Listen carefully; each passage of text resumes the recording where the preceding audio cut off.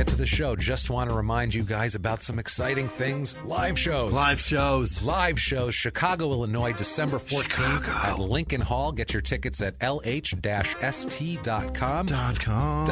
Please do that. Come out and see us there. It's going to be so much fun. Both shows, Small Town Murder and Crime in Sports. Yes. Come see one or both of them. Yeah. It's going to be so much fun. Also, Boston at Laugh Boston, February the 18th. Again, Small Town Murder and Crime in Sports. Both shows, one night. Laugh Boston. Get your tickets at laughboston.com. And then a special stand-up show. So with good. The two of us, the Jimmies, James and Jimmie, and Dan Cummins as the headliner. Dan Cummins! In Detroit. Michigan. February the 16th. That is a stand-up show. Get your tickets now. And if that show sells fast, guess what, guys? We're going to add a late show, and it's going to be a special kind of a podcast with the three of us on it. It's going to be amazing. Guys, get your tickets for one or all. Travel around the country. We don't care. Treat us like the Grateful Dead. Come see us, guys, please. Now let's get this show going. This week, we check out the minuscule town of Kenton, Delaware, where 4 escaped convicts wreaked havoc that reached all the way to the Supreme Court. Welcome to Small Town Murder.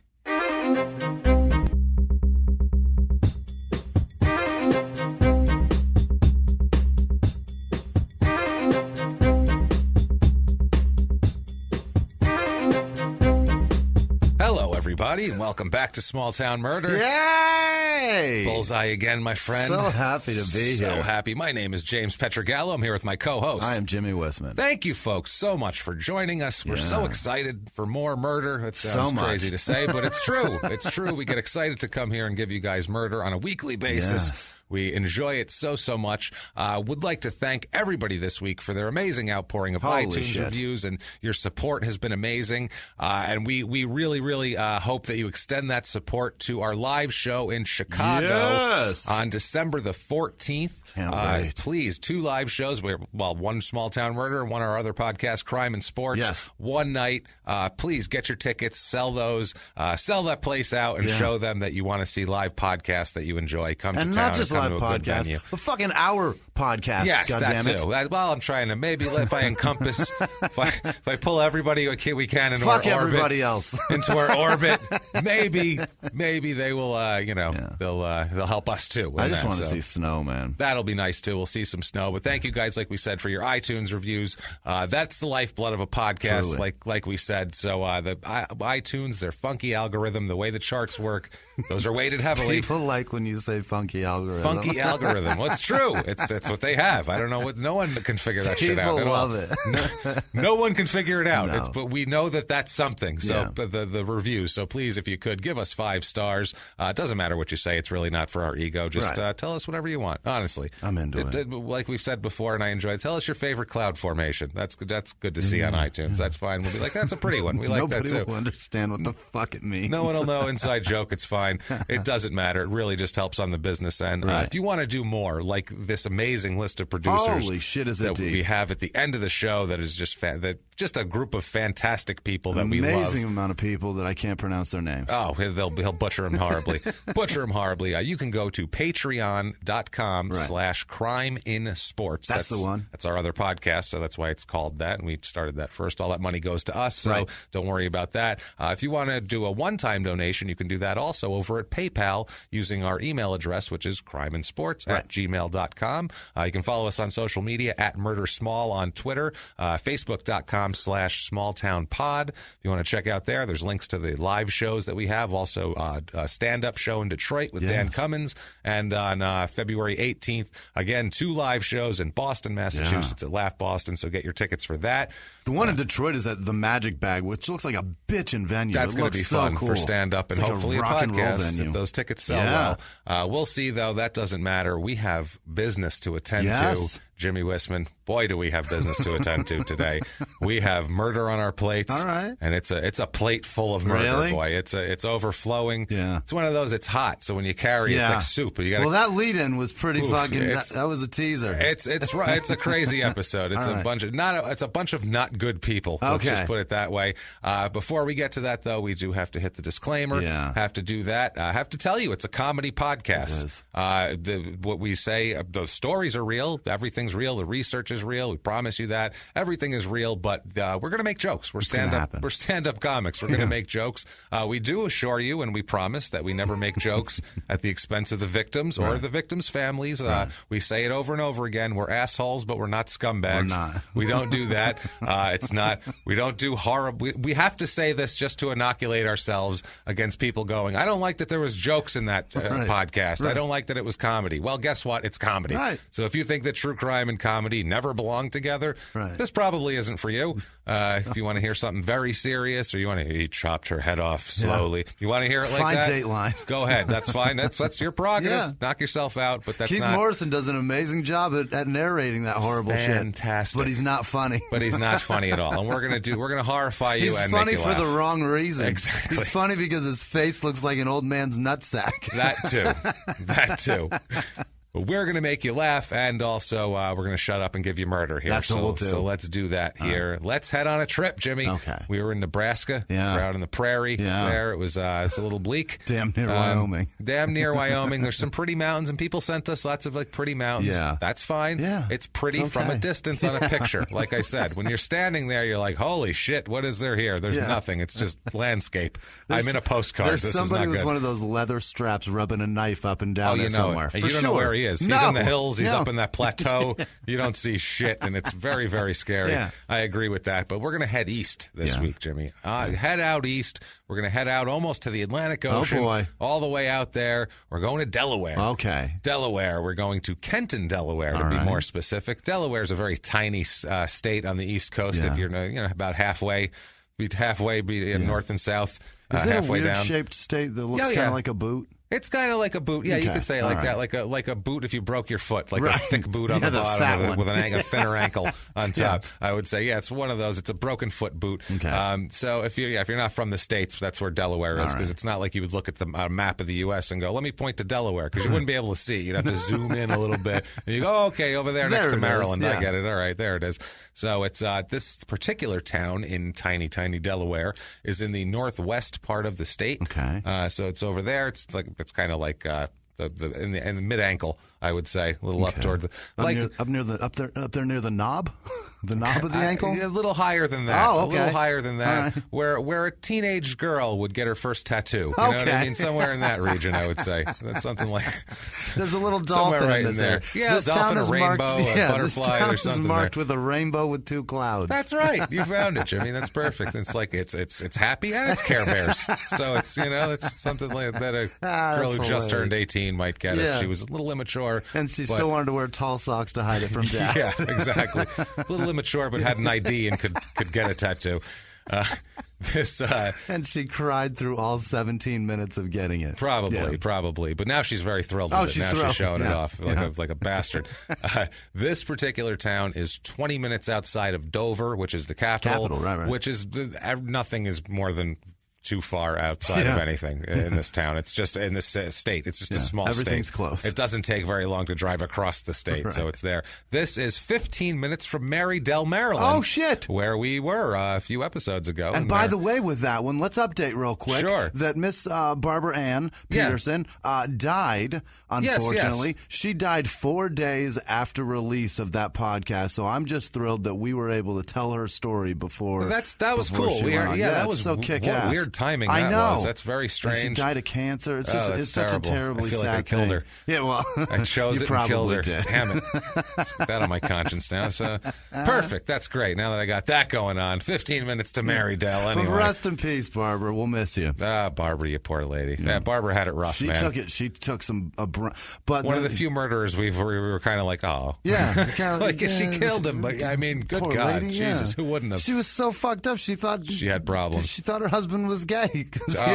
She thought that's. You see, now we say that such you're going to go, mess. this sounds horrible. You have to hear the whole thing. thing. It's not a matter of, you have to listen to it. Go back and context. listen to Shit Dick in Marydell.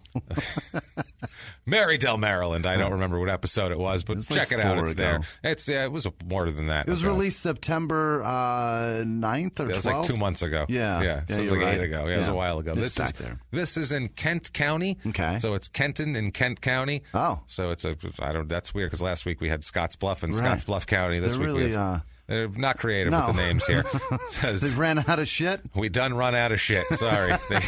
We came over from England and we had Kenton. That was just name everything. I don't know. Kent, part of Kent, something of Kent. Kentington, something. Just fucking Kent it up. Do it. Please. There's a guy named Kent that was fucking great. We were very impressed with him, and he had a wig and he was very English, and we're going to name everything after him. Zip code 19955, area code 302. Watch out for those Delaware area codes here. It's a tiny town, extremely tiny. It is 0.19 square miles. Is that even a town? It's a town because there's nothing around. Jesus. There's little tiny towns. All of these are just like a grouping of little tiny towns. This is like 4 buildings. That's kind of what it is, and then some houses right there in the little outskirts, and so it was tough to find things for the real estate report. Oh, I'm for this sure. one, let me tell you. And it's so small, but we found a fucking murder there. No, That's we crazy. did. We will find if someone died there. God damn it, we'll sniff that shit out. Now, at the hands of another. No slogan, okay? No town slogan. It's just too small for a slogan. But that's the slogan. Better than a slogan. We have a message from the mayor. Oh, okay, a personal message. He's just this nice-looking older guy. Doesn't look like a politician at all. He's the mayor of. We'll tell you how small it is. He's probably not a politician. He's not. He's just the most political guy in town. He's just some guy that lived there, was getting a haircut at the barber shop, and people were like, "Listen to Rush Limbaugh once." He was like, people were like, "We need a mayor." He's like, he's halfway through his haircut. He's like, "I'll do it." He wanders out halfway through. I'd like to be mayor. And like, just vote for Bob. Fuck it. Who cares? It's actually Howard Coleman. Vote for Bob and his nice haircut. Whatever. It's half done. He'll get it finished. He promises. My campaign, first thing I will do as mayor is finish my haircut and not be an embarrassment to the people of Kenton. So the message from the mayor is, quote, "I encourage you to take a close look at our town if you are relocating to our area. I am proud to say we continue to work together and enjoy the benefits of a small town. Please feel free to join us at any of our community events you will find posted on our website." We'll talk about those later. "I am proud to be your mayor, and I would encourage you to let me know if there's any way myself and town council could be of any assistance to you. Our town hall is not open for public office hours because it's too tiny, so feel free to contact me directly via email." Yeah. If you want to do that, email me if you need me. He's the only mayor in this entire country that can email just me. take an email. There's not he could too with the amount of people. It is mayorofkenton@comcast.net. There you so go. he just had like a regular, like a house internet subscription. Yeah, it's just an not email .gov. an email that goes to the next guy also. He doesn't have a .gov email address at all. Was it a .com? It's a .net. Yeah. Oh, Jesus. .net. I don't know. Comcast.net, was Comcast, that it? So he's got the cable company That's email. what I mean. It's just like your house. That's he's depressing. like, I'll just put it on my house bill at home. I'll just add an extra line, and that's fine.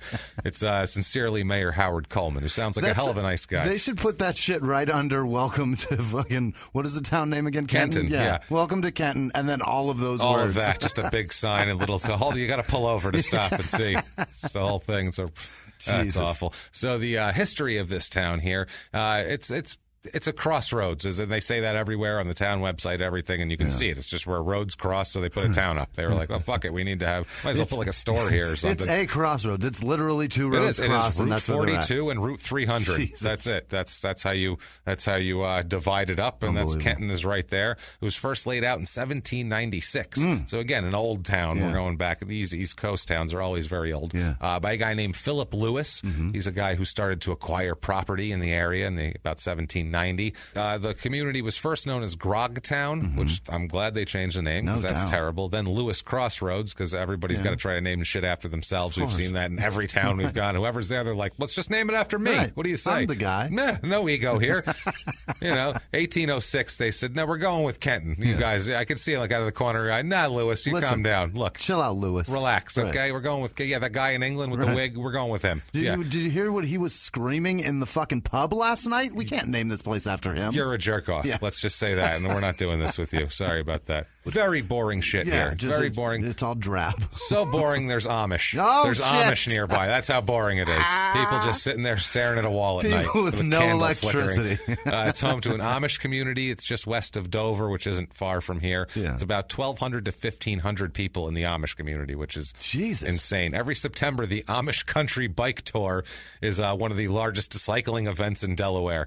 So get on that. The No, thank Amish. you. Imagine if you're Amish and you're sitting there and there's just a bunch of dickbags driving through on bicycles from the suburbs.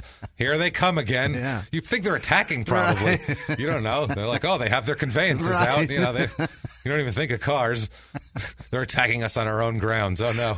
They're taking over. They're taking our own methods against us. Motorless vehicles. No. If they start throwing butter at us, we're done. This town is small, and this is just hilarious, and I have to share it with you. There's this guy. He's from the town of Hartley. His name is Richard T. Kepfer, and he is fucking hilarious, this guy. Really? He was recently got a ticket. This is July 15th, 2017. So recently, he got a ticket in this town and just declared it a speed trap and started making, FOIA requests, federal, the Information Act requests to get their information. And, what information did he want? He wanted to know how many tickets have been delivered in that area? Yeah, it turns out that he says, and he found in these documents, that more than $131,000 in traffic tickets were collected in 2016 in this town. Oh, Jesus. That seems very excessive. Yeah. 200 and something people can't afford to pay all that. That's a lot. No, this is so people because it's a crossroads. Yeah, they're getting people going through it. It's a speed trap. Bastards. If you live in Arizona, you know Gila Bend. Yeah. That's what this is on the way to San Diego. It's the same thing here. There was a company there. It was called Ruse Foods. That was there, and it was shuttered in 2014 by the U.S. Food and Drug Administration. Oh, shit. So there's something wrong with it. And so they had to generate money another way. And they're like, let's just ticket these fuckers driving through. That's all it was. Like, I guess they paid all the taxes, and I don't know, but the town has hardly any revenue now because we'll find out how many people are there. Okay. Population 265. Jesus. Very tiny town. I mean, it's the same as it was in 1890, pretty much. It's easy to know everybody. Absolutely, you would. Everybody. That's why you can email the mayor. It's just fine. Median age here, excessively young. And in these small towns, it skews so quickly. I mean, if 3 people die and they have 5 births in a week, it throws the whole median age out of everywhere. Median age, though, is 24.5, which is super young. 37.4 is the national average, as we know. So that is very, very young. Again, you have out of whack stats like the male-female population. Males almost 55% here, which usually it's females almost about 51%. Right. So, that sort of thing. There's only 72 households in this town.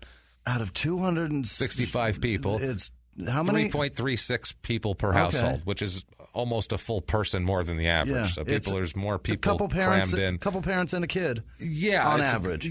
So it's a weird thing, and I think there's possibly some college people that live here too from around. I don't know because it's inexpensive. We'll find out. I'm not sure about that though. That's just a guess. Right. Married population's a little lower than usual, which with the younger age you'd expect that. That sort of thing. That's normal. Never married is about normal though. Widowed is normal. Divorced is a little higher than normal. But I mean, stats honestly for a small town are pretty on par with everything else except for single with children is 33.3%. Is that high? A third, it's more than twice the average. Okay, so that's high for that. Other than that, it's pretty average. Yeah. The race of this town. White, 68.60% white, which is not that much higher. It's about 63% normal, so that's normal. 2.89% black. Okay. That's, they got a few black people in this tiny town, which honestly I wouldn't even expect. 0.0% Asian, obviously. There's not going to be any Asian people here at all. No, it's too small. They said, sorry, we don't have any. We got no need for you. We need at least 300 people before we start allowing Asians, and I feel like that's what they said. Sorry, guys. Well, Jesus Christ. They're still worried about them attacking. It's still 1940. Exactly. They're like, I don't know. I don't trust you. But we're from China. Doesn't matter. Don't care. I see those eyes. I see it. I know. You're all derivatives. I get it. Like Archie Bunker said. No, I'm not doing it. You're all derivatives. That's what he said. He said that's a long... that's a great line. It's a racist rant from Archie Bunker in 1973. That was funny about how ignorant it was. And people now would be like, yeah, that's true. We've gone way... backwards over we here. We are for sure traveling backward fast. Fast, quickly. Hispanic in this town, 25.21%. That's fascinating. Which is high. It's about 17% on the average, so that's a lot higher. That's super interesting. And it was the same exact thing in Marydale, Maryland. If you remember, they had a huge population of Hispanic. Was it Guatemalan? I think it was Guatemalan that were there, so it was that sort of thing. So I think it's only 15 minutes away. Right. I'm sure that's the reason. Guatemalans were the toilet cleaners. Was that what I said? I believe that's what it says in your Andrew Jackson moment of the week. Right off the $20 bill and into your earbuds, everybody. 33.56% of the people are religious here, which is lower than the 50% average. About 10.69, almost 11% Catholic, which is about what you'd expect there. I don't know. Catholics, the Baptists of the Mid-Atlantic region, apparently, I guess. I suppose. 0.11% Jewish, which is like literally 3 people. That's a family. It for sure is. And 0.20% Muslim. So that's like another family. Maybe 2 families. It's 2 small families, we'll see. So that's interesting. Not a lot there. Pretty kind of homogeneous when it comes to that sort of thing. 52% of the people here are registered Democrats. About 46% Republican in this town as far as the voting goes. Economy, the unemployment rate is right on par with the national average, about around 5%. Household income here is about $39,000, almost $40,000, which is about $14,000 below the national average of almost $54,000. The jobs here, it's weird because in a town like this, you don't have the full spectrum of jobs because there's just not enough people to do all those jobs. You could name 265 jobs. Yeah, not easily. Not all these people are going to be employed. There's children, there's elderly, that sort of thing. So there's a lot of construction. Construction makes up way more than normal. Normally, I'll bet there is 265 jobs there, and there's probably not a duplicate of jobs there. There's probably not 2 firemen. There's like a construction. There's probably a crew. There's one construction There's a company. guy. He's got 2 guys that he hires. Those 2 Hispanic guys, and they do from different things. Yeah, one guy's the paver, one guy's the digger. That's it, right there. Like normally it's about 6% construction. Here it's 28%. So that tells you manufacturing. It's higher. So it's a kind of a blue collary area. There isn't a whole lot in the way of white collar type jobs right in this little town, which it's a tiny town. There's not going to be any major financial firms or anything like that. We talk about cost of living here. It's about 95 is the cost of living over, as we say, 100 being par. Housing, though, 69. So everything else is high. Groceries are high. 69 out of 100 is still a brutal. That's steep. That's a big helping of your paycheck going to your house. Median home cost is $129,000, which is about $186 nationally on average. Now, if we have convinced you that you need to go to Kenton, Delaware, and you need to get there, then we have for you the Kenton, Delaware Real Estate Report. That's so good. Let's get to it.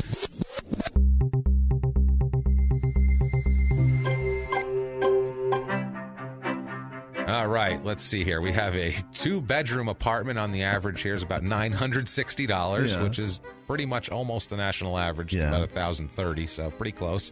Not a lot of houses here, honestly, but I did find a few. Let's see here. I have a property. It's at 234 Ruse Lane, which was the name of that food company, so it's probably by an abandoned food warehouse, which is why it's been on this website for 663 days. Holy shit. It's already been auctioned and not bought and things like that. It's damn near 2 years. That's right. It's listed for $196,831. Could not get any stats on it, though. It's a weird foreclosure. Bank owned. Can't get any stats, just like they can't get a buyer. Exactly. It's bank owned, and they're going to keep it for a while. I found one. This one's sale pending, but keep an eye on it, folks. You never know. It could drop out, escrow, things like that. It's a 3-bedroom, 2-bath, 1,600 square foot beauty up on High Street for $199,000. Very nice, economical. And we have a 3-bedroom, 3-bath, 2,495 square foot house, 46 East Commerce Street. It's a beauty here. $239,900, which for what it is, it's not that bad. That's not a terrible price. Things to do. You can get tickets for speeding and being on your cell phone. Just lots of tickets. You can pay tickets. You can take your time submitting for information about tickets. You can do that for information. You can fight the town about tickets. You can email the mayor, Harold Coleman, and complain to him about tickets. Comcast.net or whatever. Comcast.net. We have a 4th of July parade every year. It starts at about 10 a.m. One thing I found on the town website said it was posted in 2015, but it says it's a 2014 event that's still on their website. What? I don't understand. I think they posted it a year late and they still have it up. You know, it's just Harold Coleman's not good on the way. He's the guy posting shit. He's he posted it like a delayed post, and like a scheduled post for a specific day, and just didn't put the right year. gear. He's texting with like his college-age daughter saying, how do I put text up on the website again? How do I do that? Can I put a picture? Yeah. Oh, my God. Can you call GoDaddy for me? Because I can't do this. So what they have on that site is the annual Shop with a Cop initiative. Oh, boy. No information of what that is. Just apparently you go shopping with a cop. What would that do? In between him giving people tickets. Is that a cop getting kids school clothes? Or is that like you spending your money and buying the cop his gear? Literally, that is the only goddamn thing it is. Just shop with a cop. I don't know if it's just go grocery shopping with him. He gets his stuff, you get your stuff, and then you say part ways. See nice you around. to see you. Nice to see you, Bob. Don't give me a ticket. Oh, God. And also the annual Kenton car show, of course. You got to have that, obviously. Yeah. Door prizes, all sorts show of off. Tony's Sausage House is going to be there. Giving away door prizes. Giving away fucking sausages? I'm not kidding. There's Tony's Sausage House is giving away door prizes. The best car, best in show wins a 12-pack or wins a string of sausages. Wins a bulk of wieners. That's what you get. Here's your wiener box. Enjoy. So congratulations on your Mustang. Here you go. There's crowd on that. Really Hope like your GTO. Enjoy this shit. Yeah, but don't eat it in the car. That's messy. Now, crime rate in this town, what we are concerned about is, again, weird because they basically had, like I looked at different years, they basically had 0 crime reported in 2015. Okay. It's just like no crime. That's amazing. There. So the rate is like if they had one thing happen one year. It's really hard to say. Yeah. But for whatever year this is that these stats are from, which is not 2015, obviously, it's about 25% above average for property crime, and murder, rape, robbery, assault, violent crime is the same 25%. So I bet that was the same incident or something like that. It's that sort of thing. So that's hard to be dependent on in such a small town. It's a safe, little, nice small town where you can go shopping with a cop if he's not giving you a ticket. With nobody there. Now you either have a great story about a cop by shopping with him, or you fucking hate him because constantly giving you tickets because you've lost your license due to back fees. Let's talk about some people that came to Kenton that weren't so nice, and I don't think they went shopping with a cop, although we wish they would have at some point here. Let's go back to December 1st, 1986. Pages of the calendar flipping by. We're flying back in time. Lightning here. Flashing. 86. Back to the Future was a big hit last year. It's from 86? Crazy. 86 we are. December 1st, 86. Hulk Hogan is ruling the world at this moment in time. Michael Jordan is just coming into his own. Michael Jackson's still black. Oh, he's black. He's moonwalking. There's not even jokes about him molesting kids. None. Nothing. No one even suspects it at all. They're just blown away by his fucking soldier uniform with those tassels on his shoulders. Eddie Murphy's making jokes about how slick he is, being able to go to a white woman, Brooke Shields, at the Grammys and get away with that shit, and that's awesome. And he's how Michael's fucking Brooke Shields. That was the joke then, not Michael's fucking Brooke Shields' kid, which would have been the joke 5 years later. Michael's banging Brooke Shields' brother. Who's way younger. Right, His mother he's like had 9. They had him really late in life, parents. So December 1st, 1986, between midnight and 2:30 a.m. I feel like they should have a better window on this time. Midnight and period. 2:30 a.m. So we got a 2.5-hour window. 2.5-hour window. 4 prisoners escape from the Delaware Correctional Center near Smyrna. Okay. Smyrna. Is it with a Y? I think it's Smyrna. That's what I'm going with. Smyrna. I think that's true. It looks like Smyrna, so if it's not, you guys are saying it wrong. Fuck you, don't correct me. One time I corrected you, though, and said Llewellyn. It was nowhere near that. So. This looks like Smyrna, but you never know with these towns. There may be a silent M. El Dorado looked like El Dorado. El Dorado looked like El Dorado. We've had this before. We get it. It's Lino Lakes. Iowa wasn't Iowa. So, you know what? I'm sorry. I'm not doing this with these town names. You're doing it wrong. It's Smyrna, and I'm saying it like that. So 4 inmates escape. I feel like they should have a closer, tighter window on when 4 dangerous inmates escape, because... Tighter window on when you checked on them, then you found them missing. Well, what the fuck? Especially this group. These guys aren't like, oh, he stole a car, and this guy. This is Richard M. Irwin, who's a 26-year-old convicted second-degree murderer. Irwin is his last name. Mark A. McCoy, a 25-year-old convicted first-degree murderer. What the fuck? We're raising the stakes. And Larry D. Nave, who's a 22-year-old convicted rapist, robber, burglar, and other string of charges. What the fuck? A string of fuckery throughout the land that he proposed. So far, we're 3 for 3. 3 for 3, and also a guy named David F. Dawson, who might be the biggest fuck-up of the group, minus the fact that he hasn't had a first-degree murder conviction yet. But Dawson started being jailed in 1968 at the age of 11. Oh, boy. So that is not, I'm sorry, 1966 at the age of 11 for burglary at 11. At 11. He's breaking into places at 11. Okay, first of all, if you catch an 11-year-old stealing, if an 11-year-old gets caught stealing, especially in the 60s, unless it's really aggressive or they stole something super expensive or they constantly have been, this is the kid that's been stealing every day from the place, you just call their parents and send them home. Like, for a kid to be jailed for stealing shit at 11, you have to have no family and nobody to stick up for you and be like aggressively burglaring everything. Not just burglarizing that, too. Everything It's got to be like they knew that this path has been accelerating and now it's come to this. And they know the next step is like 11. Somebody's home and somebody gets hurt or somebody gets raped or somebody dies. Like, that's what's going to happen next. Because 11, I mean, that's not his. He didn't go in and steal a candy bar and they threw him in the pokey. That did not happen here, I don't think. He was committed to something called the Ferris School at age 13, which is not great. Again, it's not the Ferris wheel. No, this is a juvenile detention center called the Ferris. It sounds fun. It sounds great. I'm going to go to the Ferris Ferris School. Bueller's Day Off. Great the movie. Ferris wheel. Ferris wheel. Everything Ferris is great. So Anna much Ferris better than my gorgeous. school. This is so much better than my school. She is Ferris, not Ferris, by the way. Whatever. Close enough. This sounds so much better than my school. Is named after like some stuffy old senator or some bullshit like that. So he goes to the Ferris School, not as fun as he would have hoped. No. This is the first of 5 trips to that school. Jesus. This guy will mess up repeatedly and double and down on it. The Ferris School will continue to not fix it. Oh, they don't fix anything at all. They, if anything, judging by the results, made it much, much worse. Much, much worse. Before he was even an adult, before he's even 18, he is charged with 3 escapes and 2 attempted escapes from all of these juvenile facilities. So this is a kid, this is a lifetime institutionalized person. And it's sad because we don't know what happened pre-age 11 that got him to the point of being a burglar at 11. Good point. I mean, that's... You don't, there's not a kid out there who has parents that raise him or a good parent or somebody that raises them, keeps an eye on them, watches out for them, cares about them, fun things. Helps them with their homework, does shit like that, and then the kid goes out and burglarizes to the point of jail at 11 years old. That's never fucking happened.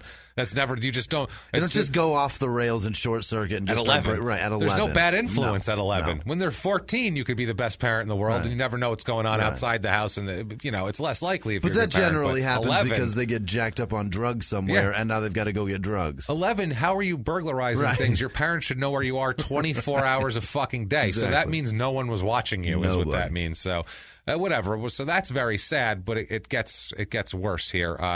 He is just the whole process. He's not good with,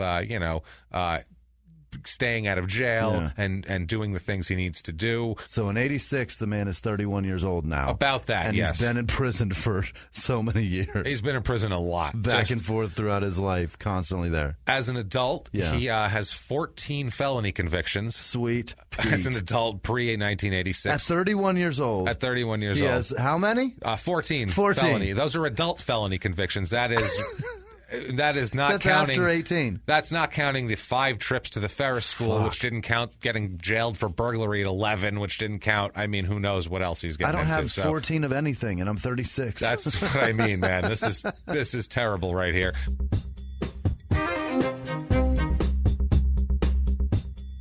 And now back to the show. 3 escapes from maximum security facilities at that point. 24 conduct violations resulting in sanctions against him when he was an inmate. He's a bad dude. He's just an asshole. Wow. And when you look at this guy, he is the squirreliest, scummiest looking son of a bitch in the world. That's my favorite descriptive word of a convict. You try not to judge people based on appearance. You do. And especially with this, you can't, because, I mean, we're talking about murder. So if you're going to call somebody a cold-blooded murderer and say horrible things about him, make fun of him for an hour and 45 minutes, you can't just do it based on looks. No. This guy, you can do it just based on looks. He has one of those goatees. You know those goatees that doesn't go from chin to chin? It's just in the middle thin, One of those. What? Like a strip? Like a strip, in his chin, but it's like long and scummy looking. Oh, no. And like long, ratty black hair. He looks like a blues guitarist? No, he looks like a roadie for a shitty blues band that goes out and runs out beforehand and goes, check, the mic's mic, 1, 2, syllabus. So he does that shit. And then that's who he is, basically. And it's all gray? And then he goes back and rapes a 15-year-old who's in the front who wanted to go get backstage to see Foghat. I feel like that's what happened here. That's what happened here. I feel like that's exactly. Why does that one come? I have no idea where Foghat came from. I don't know when I've ever thought of Foghat. Foghat. But that's a early 80s band that sounds terrible that he could be a all right. If he was a roadie for somebody good, it would have taken them down. Fuck Foghat, you know what I mean? I don't want to take down Van Halen or something. That's not fair to them. Take down poor Bob Seger. That's not right. So this guy's a complete piece of shit. Yes. There's a pretrial thing in 1977. He's being held in a pretrial facility.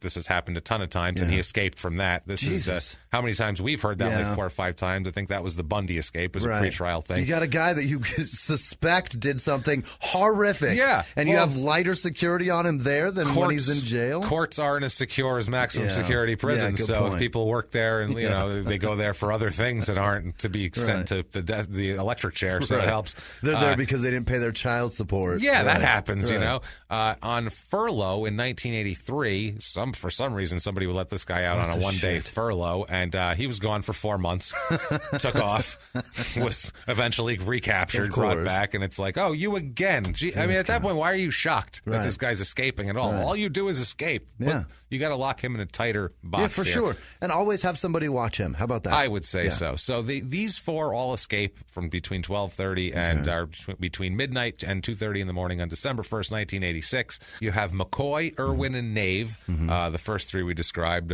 rapist, murderer, first degree, second degree, all these guys. They steal a car and they drive north. Okay. Now Dawson, he steals another car by himself. He is quite the prolific car thief, this Dawson, too. He's a complete scumbag. Yeah. He's the type of guy that knows how to hotwire cars. Well, in 86, it was really easy to steal a car. I suppose if you were a criminal, how many people do you know can hotwire a car? I don't know. I can. You can hotwire. Well, you like cars and shit, though. Regular people. I don't know many people don't walk around hotwiring cars. You've put a car together before. Like most people haven't. I don't know shit about cars. That Chevy pickup truck has like a spot in the column that if you just break that plastic piece off, that's why they were stolen. You don't even have to put you just push a lever down and it starts the fucking truck up. Yeah, that was the most. I remember that for like 5 years in a row as the most stolen car in the so easy. Chevy Silverado or some shit like that. You got the Chevy, the Ford, and then the Honda Civic is just as easy. It's so terrible. simple. So it's all right there on the column. That's your advice from the week of Small Town Murder. If you're going to steal, make sure it's a Chevy, a Ford, or a Honda Civic. Right there on the column. Everybody get that. All right. There's a little lever right underneath the column. Our Small Town Murder public service announcement of the week. This is how you steal a car. Later on, we're going to tell you how to get out of a capital punishment jury selection. Oh, Christ. So that's good in case you ever get caught up in that. Perfect. You're trapped on a jury. I'll tell you exactly how to get out of that. This is all you have to say later on. So Dawson steals another car. He heads south. The other 3 jackasses head north. So we have just fuckery spreading north and south throughout Delaware. These poor people of Delaware. It's spreading fast. Mm-hmm. So the northbound gang here, these 3 idiots, McCoy, Irwin, and Nave, they steal a 65 Mustang. Okay. So they're like, let's steal something. At least it's kind of cool. Yeah. It's stolen from the northern part of the town of Smyrna, where the prison is, at approximately 6:15 a.m. Okay. So they were gone a while before they actually stole the damn thing. They discover, the police end up discovering it later on, parked on the northbound shoulder of Route 13, which is about 1.5 miles south of Fieldsboro. Okay. Dawson will later say, Dawson says they're all together, okay? Yeah. This is not the facts, but Dawson's later going to say they're all together at this point. And he says that they were driving north and their car broke down, the 65 Mustang, which they tend to do. And he said that they all decided to backtrack and go south because the car was headed north, and that's where police would think they were going south. So in reality, these 3 kept going north on their own, and Dawson headed south on his own. He was never with these three. But that's his story, and we'll find out why that's important that he says that they're all together all the time. Off of this vehicle, the 65 Mustang, the police recover a latent fingerprint, which was identified as belonging to McCoy, and also an address book belonging to Nave. You escape from fucking prison, steal a car, and you're leaving your... How many possessions do you have? You left with how many things? What, your address book and nothing else? You have nothing. You're fucking prison. Tools to hotwire shit. And that's tools crazy to hotwire too. shit, and your address book. You have like 2 items, and you forget one of them in the stolen car you leave behind. It's not like you got a purse. This is why they were in prison in the first place. Yeah, if he had a purse, he might have remembered the goddamn purse at that point.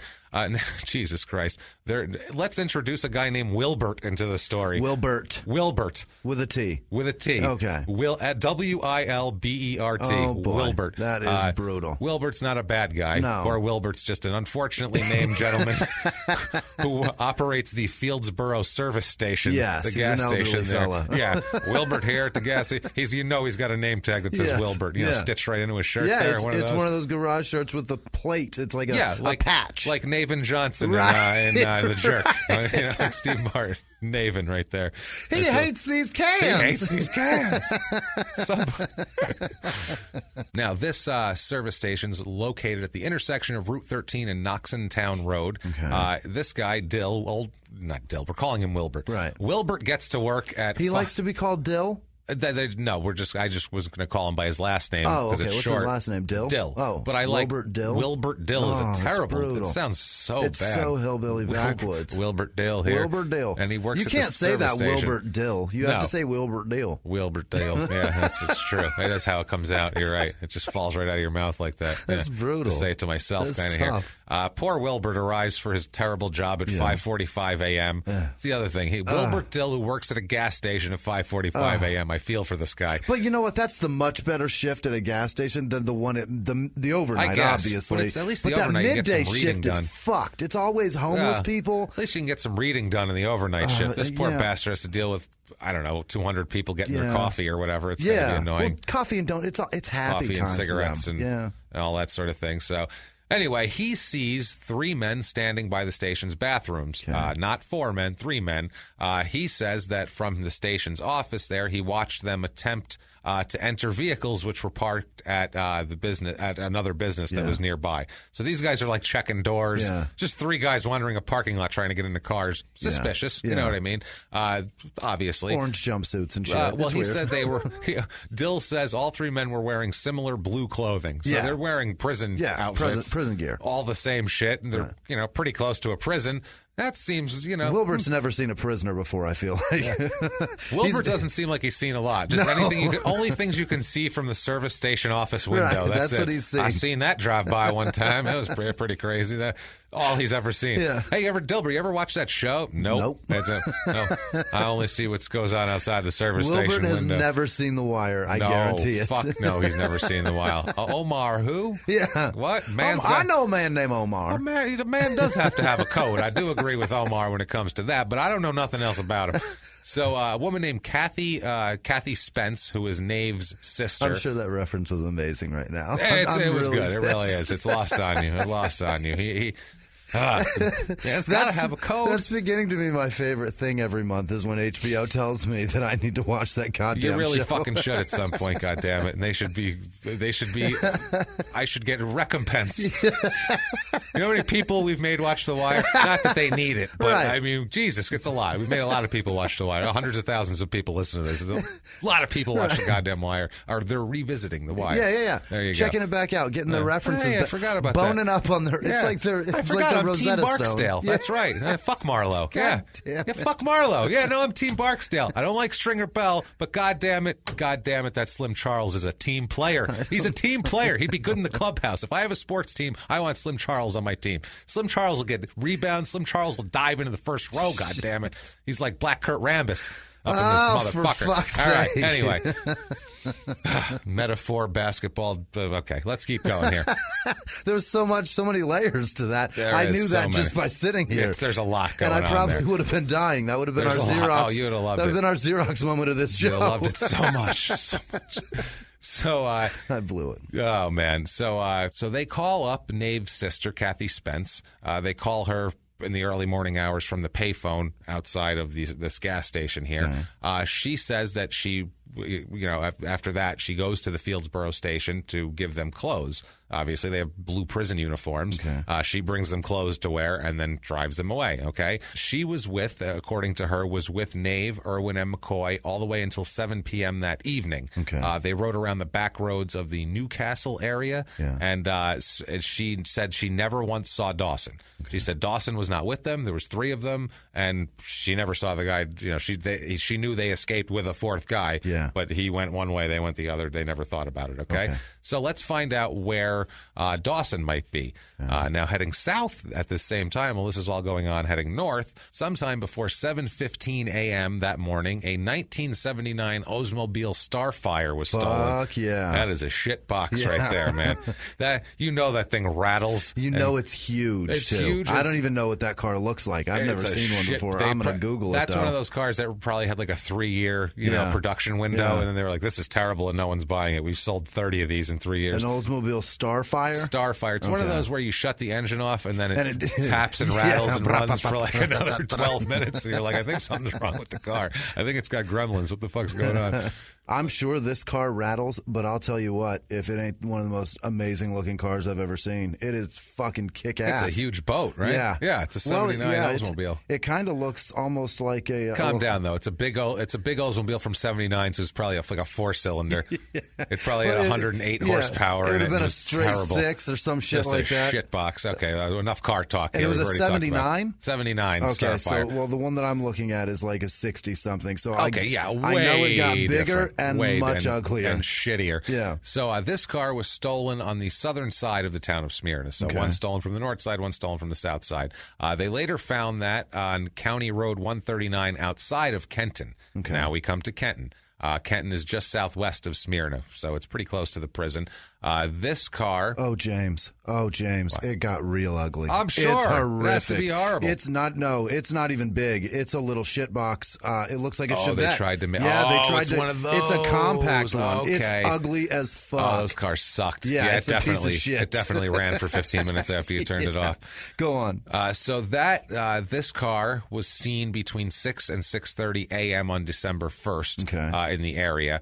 Now, early that morning, there's a couple named Frank and Dorothy Sini. Their home is burglarized. It is it's located on County Road 168, about 2 miles southwest of Kenton, which is right about where the Oldsmobile Starfire was found. Very much in the vicinity of there. Walking distance, we'll say here. Mr. Sini says that he left work at about 5:30 a.m., and then Mrs. Sini left their home at 6:30 a.m., and when they came back about 3:30 p.m., Mrs. Sini noticed that items had been stolen from her house. They searched. They found that a men's size 48 black motorcycle jacket, like a leather jacket, bomber jacket, was missing. Several pocket watches and a bunch of containers of like loose change, like a can of change, shit like that was taken. Also in the area is the home of Richard and Madeline Kisner. It's about a half mile from the Sini residence that was burglarized. Okay. You'd have to have very few jackets to notice one stolen. I suppose, but if it's like your big leather jacket, you'd be like, what happened to that big leather jacket that I had? You know what I mean? I don't know that I would notice a fucking jacket gone. I've got so many jackets in my... I don't know. I don't have that many jackets. I'm assuming that they don't have a lot. That's my point. Yeah, I would notice if you stole my leather jacket. I'd be like, where's my fucking leather jacket? There's not a lot of stuff in this house. Probably not. Probably not. But either way, they noticed the jacket. They noticed the pocket watches. I don't know why they have 4 or 5 pocket watches, but they have 4 or 5. I want that life, though, to like walk through my house and be like, that's gone, that's gone, that's gone. There's so much shit in my fucking house. I don't think that's an enviable position, honestly. I want it. I don't think it is. I want it. Simple life. I'd like to have things to not notice are missing, honestly. I'm done with this clutter. There's so much shit. Clutter, damn it. Richard Kisner, he leaves for work at 7:30 a.m. That morning on December 1st. He's got a 16-year-old son, Brian. He leaves for school just before... Kisner leaves for work. Kisner, he leaves for work. When he leaves, his wife Madeline, she's still home. Her car, an '86 Chrysler LeBaron, is in the driveway there, and also a Ford pickup truck that was in the driveway. That's, I guess, they're we got to take some shit to the dump. You got to haul some shit. Got to go to Home Depot and get a shitload of plants this weekend, so we're doing that sort of thing. Can't put that in a fucking LeBaron. No, not at all. So Richard and Brian, the husband and the son here, they're both gone. Madeline is 44 years old at the time. Her husband's the same age, son 16 years old. Okay. So they're there. Mrs. Kisner's still home. Madeline usually gets to her job at about 8:30 a.m. Okay. She never reports for work that day. Her friend and a coworker, Alice Holman, she says that she called Madeline repeatedly about 8:45. That's how prompt she usually is. By 8:45, they were like blowing her phone up, like, what the hell's going on here? Then she called her again a bunch of times at 9, and then waited till about 1:15 and called again and again and again. She also phoned at about 3:40 p.m., and Brian answered. Okay. Brian said that his mother was sleeping, and she thought she was sick. Okay. She's in her room, and she's sleeping. He said he arrived home from school. He doesn't tell her this, but he arrives home from school about between 3:30 and 3:40. So he had just walked in the door, and he was like, she's in the bed sleeping. I don't know. She must be sick or something. She's laying down. Yeah, I don't know. I just got home. I'm not going to go wake her up and say, this lady's on the phone here. It's not important, whatever. So he said right away he came in to change his clothes after school. So that's why he said he walked he walked past the parents' room. He saw his mother lying on the bed. She's wearing a red house coat, which she usually wears. It's her normal house coat. He said it appears she was asleep.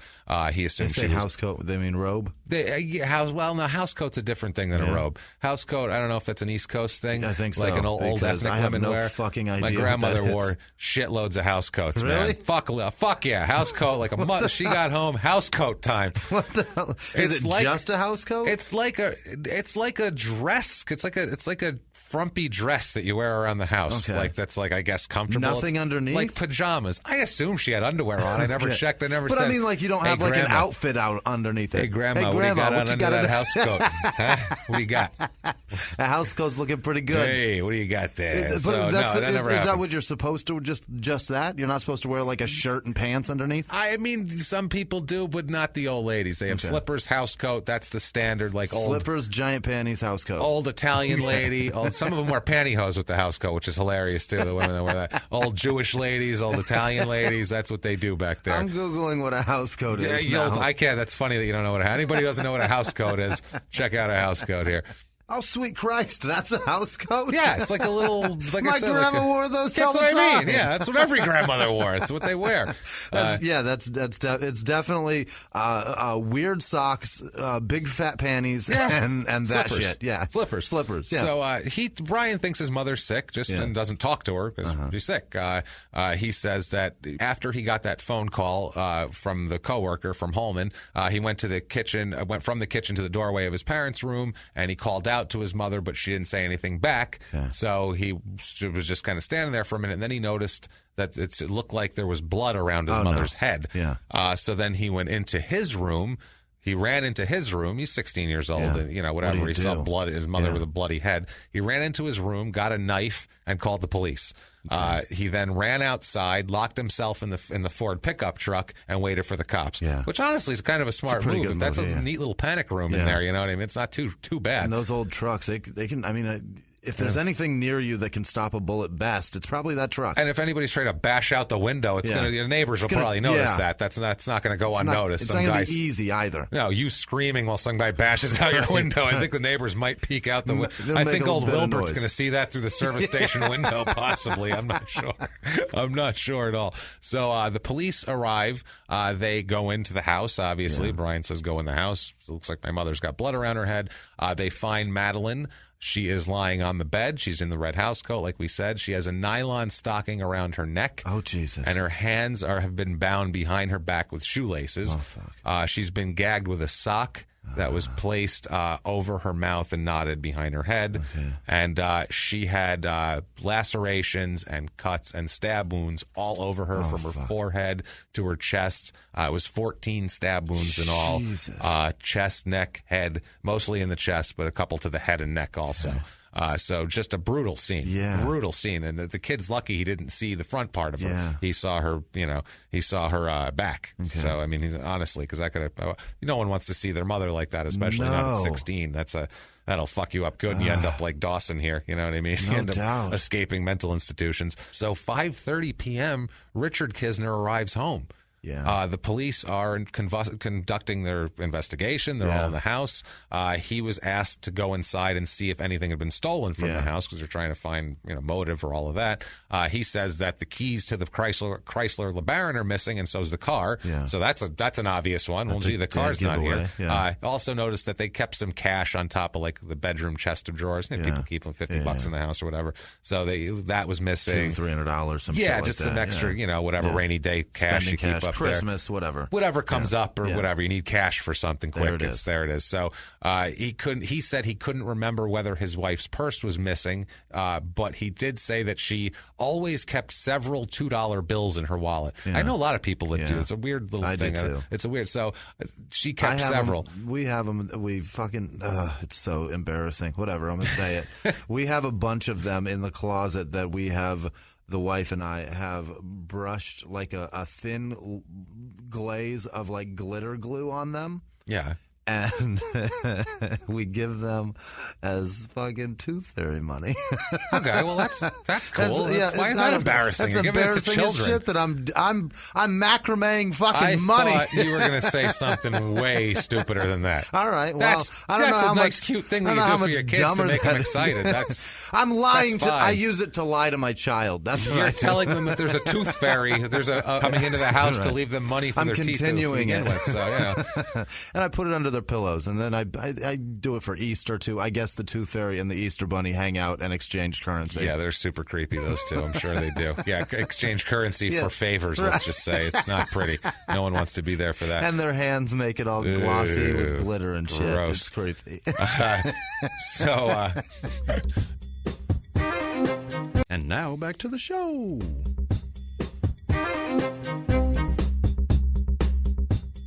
That night on December the 1st, 86, at the Zoo Bar in Milford, Delaware, and this is a real classy establishment here, a woman named Patty Elizabeth Dennis, Patty Dennis, she says she met a man that fits Dawson's description. She encountered him. He introduced Jesus Christ almighty. This is walk away, favorite. Ladies. If a guy in a bar says this to you, just go, thanks, nice to meet you. We're going to go now, and then leave, please. And ask to be escorted out so nobody jumps on you. Not that you can't handle yourself, but this guy, you should probably He's an escaped fucking get 5 or 6 people to walk out with you, not just one person. It's creepy as shit. He introduces himself as Abaddon, and told her that the name means, quote, one of Satan's disciples. Holy shit. So that's his line. Yeah. That's his come on line. What that's up, the type girl? of bar I'm this Abaddon. is. What up, girl? Yeah, my name means one of Satan's disciples. Holy shit. She was at the bar with her roommate, Geraldine Ryan. There's a guy named Dennis and a guy named Ryan who they talked to, and that he's an acquaintance of theirs, Abaddon here. And now Abaddon, they're all hanging out, and after a little while, they go over to the Hideaway bar, and they say that Abaddon here, Abaddon was wearing a leather jacket that was way too big for him. Oh, like a size 48? Leather, like a 48 for a squirrely little dude that there's a roadie for Foghat, you know what I mean? So they leave the Hideaway, they go back to the Zoo Bar. At this point, Mr. Leather Jacket here, Abaddon, is asked to leave the bar because he's being an asshole, obviously, because he's just that asshole. He's a bad dude. Do I need to say that it's Dawson? It's definitely Dawson here. So, I mean, he's got the jacket, squirrely-looking asshole. So about 9:25 p.m., a Sergeant Keith Hudson of the Milford Police Department notices a person matching Dawson's description leaving the Zoo Bar. Okay. Hey, look, squirrely asshole in a giant jacket. He says that he saw the guy was about 5'10", weighed about 175 pounds, long hair, beard, black leather jacket, same type of hat that everything is, it matches. It's the guy. He says that he observed this guy leaving the bar because he's, got to scope him out and call it in or whatever. And the guy turned left at a street corner and disappeared. This guy, Dawson saw the cop and was like, I'm fucking hiding in somebody's shed or some shit like that. He's not going to walk down the street like nothing happened.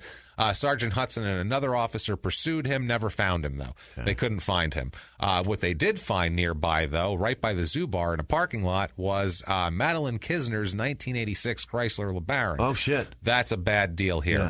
Inside the LeBaron, they recover a Hers corn chip bag. He's eating corn chips. He gets out and he goes right to corn chips. Hers? Like Herr apostrophe? Yeah, it's that East Coast brand. Midwest brand. Corn chips. So his breath stunk as shit. I mean, I'm sure he didn't bring a toothbrush out of prison. He's hitting on girls with corn chip breath. He's hitting on girls with corn chip beer and murder breath. That's real. Vile. Saying he's one of Satan's disciples. I'm a bad one. This is wow. Yeah, you mean your breath is, sir? Jesus Christ. They also a cellophane wrapper from a cigarette pack of cigarettes was in the car. So he's one of those guys that takes the whole thing apart. Dawson's fingerprints was found on all of this shit. Also, they found a postcard in the car, and on the postcard there's some writing, and it's signed Abaddon.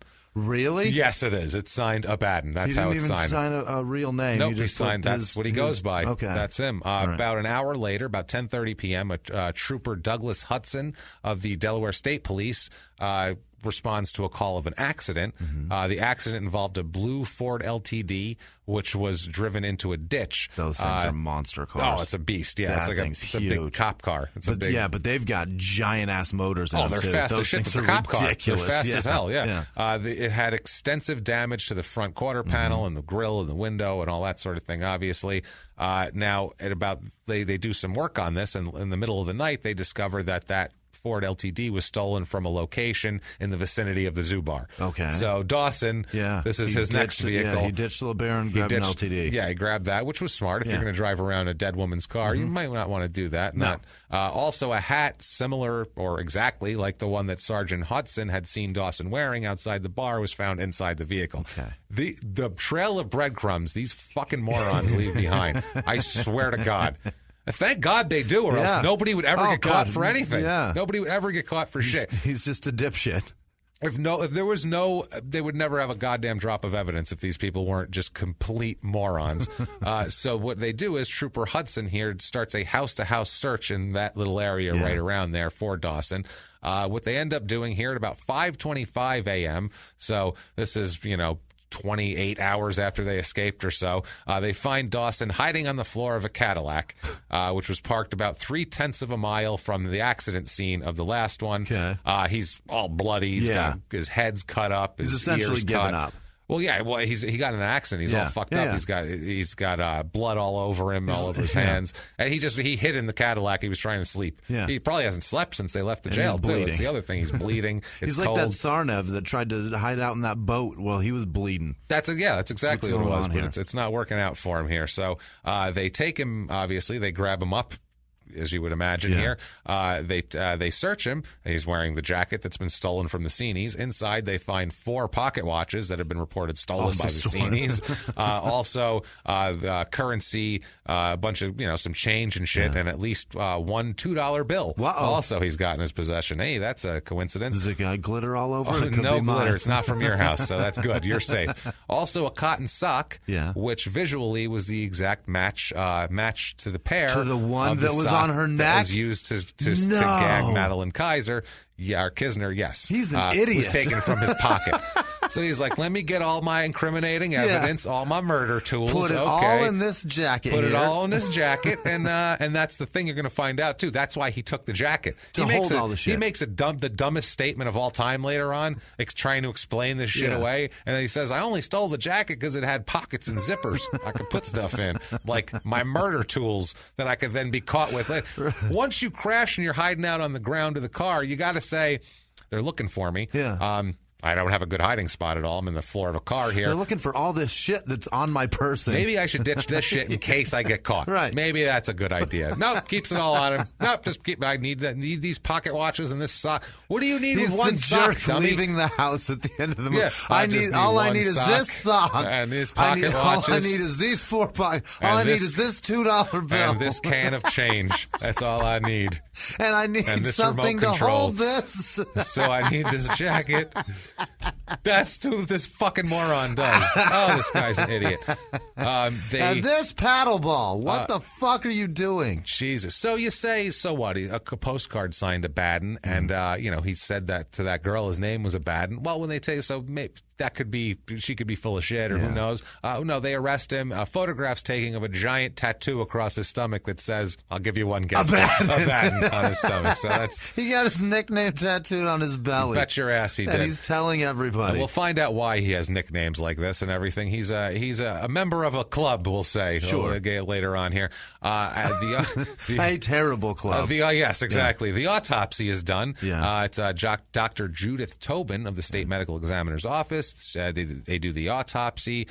She says that Madeline had 12 stab wounds to the chest, a wound to the stab wound to the head, one that they can't tell if it was a stab or a cut or what it was to the neck, and attempted strangulation wounds to the neck too. Tried to strangle her first. That's the thing, Jimmy. Tried to strangle her. Realized shit, it's hard to strangle people. That's not easy, that especially takes a lot of work with a nylon thing. You really got to pull it tight. It's not like a piano wire or a rope. She's fighting back. This isn't what I had in mind. Fuck, this has escalated beyond what I can control, and so I better stab the living shit out of her. So that's what he does. This asshole stabs her up. The hemorrhage. There's a hemorrhage inside of her heart that ends up, resulting from more than one of the stab wounds that causes her death.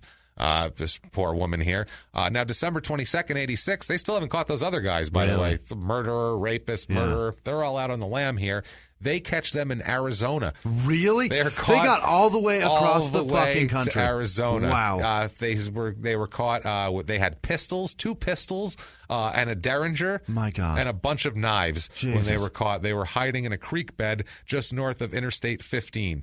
I don't know. It's northwestern Arizona. Okay. Up near Williams. Yeah, that's where it's at. It's up there near Williams. I know exactly where it is. They were taken through a command post up there. They were positively ID'd through their tons of tattoos and scars and pictures. Where the hell were they going? Across the country. But where were they going to try to make it to fucking California? Stay off the interstate. Yeah, but probably. Where are you going? California or fucking? Because they were way up there, as far away as you can get. Yeah. But if you were escaping, you wouldn't go on the 40. You'd go on. Go on those back roads. You'd find a map and you go, I guess this connects through here. Right. Fuck it, let's go. Somehow we're getting there. Plus, then there's towns you could rob people along the way, and it'd be a little easier. Yeah. It's a little bit easier here. These knives were not sent to Delaware until April of 87 because Arizona kept them just for evidentiary purposes here. The Nave and McCoy and Irwin all had a trial in 88, and then the state disposed of the knives, which Dawson's going to make a big deal out of later, the knives that they had, because they were just knives that they had on them from there. Right.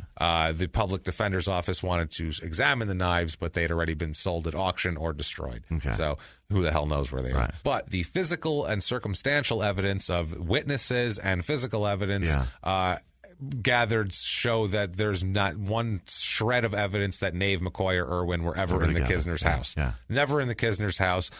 So it's not possible, really, that any of these knives were the murder weapon, is what because that's what they're going to say later on. You're going to buy something at auction that was a police evidence thing? I can't imagine buying that. They do that shit. I want nothing to do with that. I don't know if they don't tell you if it's, this killed a family of 4, or if they just go, here's a knife. The shotgun from In Cold Blood. I don't want that gun. You don't know if it was just seized from a drug dealer's house or used to butcher a child. You have no fucking idea which one. So I can't believe people are buying that shit. It's crazy, man. Now here is Dawson's version of the events. Would you like to know what this idiot says? Kind of. This is his version of events. I'll buzz through it as quick as I can, but it's so stupid you have to know it in full, okay? He says they escaped. They stole a car by hot wiring it. It broke down, like I said. He said the other prisoners, the other 3, went to make a phone call at the payphone. That's how he's trying to reconcile why Wilbert didn't see him over there. Gotcha. He said, at that time, I went looking for another car to steal. Okay. So that's why they didn't see me here. He said Larry Nave made the phone call, called his sister. He says his sister, Kathy, refused to pick them up. Okay. It's very important that she didn't pick them up, because if she picked them up, then she didn't see him, then they weren't together. So he has to say the whole time she's lying, even though she is putting herself in the middle of a crime by saying that she incriminating the fuck out of herself. Yeah, she's saying, I just, help these criminals escape. I'm aiding and abetting fugitives. Right. And she's not going to lie just to put this guy in to get herself in trouble, too. So stupid of him saying that. Like I said, he said that we all decided it was best to backtrack here. So he said they stole another car. It had the keys in it. They ditched the car on a back road and went on foot. They said while they were resting in the woods behind a couple houses, he decided to go see if he could get into the houses. He stole about 5 pocket watches and a coins and a black leather jacket. Said the only reason I took the jacket was because it had pockets and zippers. If we had to run, I wouldn't lose any of the items I had taken. And I was the only one who wasn't wearing a prison coat. We ended up in another wooded area beside one in the house. He said the kid has a car and a pickup truck at the house.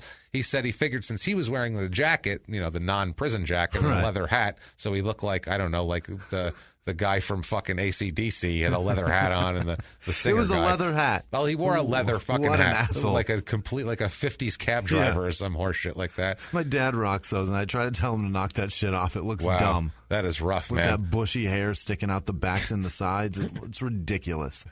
He said he was going to go to the house, knock on the doors. No one answered, so he started to look for a way into the house. Yeah. He got to the back of the house. He said there's a lady in the house standing in the kitchen. Okay. He asked her if he could use the phone. He said she opened the door, the sliding glass door, just enough to hand the phone to him. No one's opening their sliding glass door for this scumbag. Never. Maybe she's really nice. I don't know. Like I said, I've told you about my great-grandmother. She opened the door for that person, so I mean, you never know. And she was 80-something, so whatever. She said, I tried to call an old girlfriend, but I couldn't get an answer. Hey, escaped from prison, got my leather hat on. You up for a date? The fuck kind of call is that? Hey, it's a Baden. Good morning. Hey, a Baden here. So he said he handed the phone back and forced the sliding glass door open with his right hand and ran inside the house and grabbed the lady by the hair. Mm-hmm. He's admitting to this. Yeah. He said, I told her who I was and that I wasn't going to harm her. I just wanted to get the keys to her car and some money. She asked where the others were. I don't know how she would know there was others. Say that? Unless there was a report already. She might have heard it right when she woke up on the radio that there was a prison escape right nearby. That would be big news in a small town, I assume. He said, I told her they were outside in the woods. She led the way to the bedroom and gave me a glass half full of coins. I told her I would have to tie her hands so we could get away and wait until she felt that we were far away before she called the cops. Yeah. It's like, so I'm going to tie you up, and even if you get out, wait a minute. He said he tied her hands. She sat on the edge of the bed and asked what town I was. He asked her what town he was in. She told her. She told him Kenton. He said he asked her a few more questions. She looked very scared, and she looked very scared because she was looking toward the bedroom door. And he said he turned around, and there were the other three guys. Okay. Oh, with just rage and murder in their eyes. Vengeance.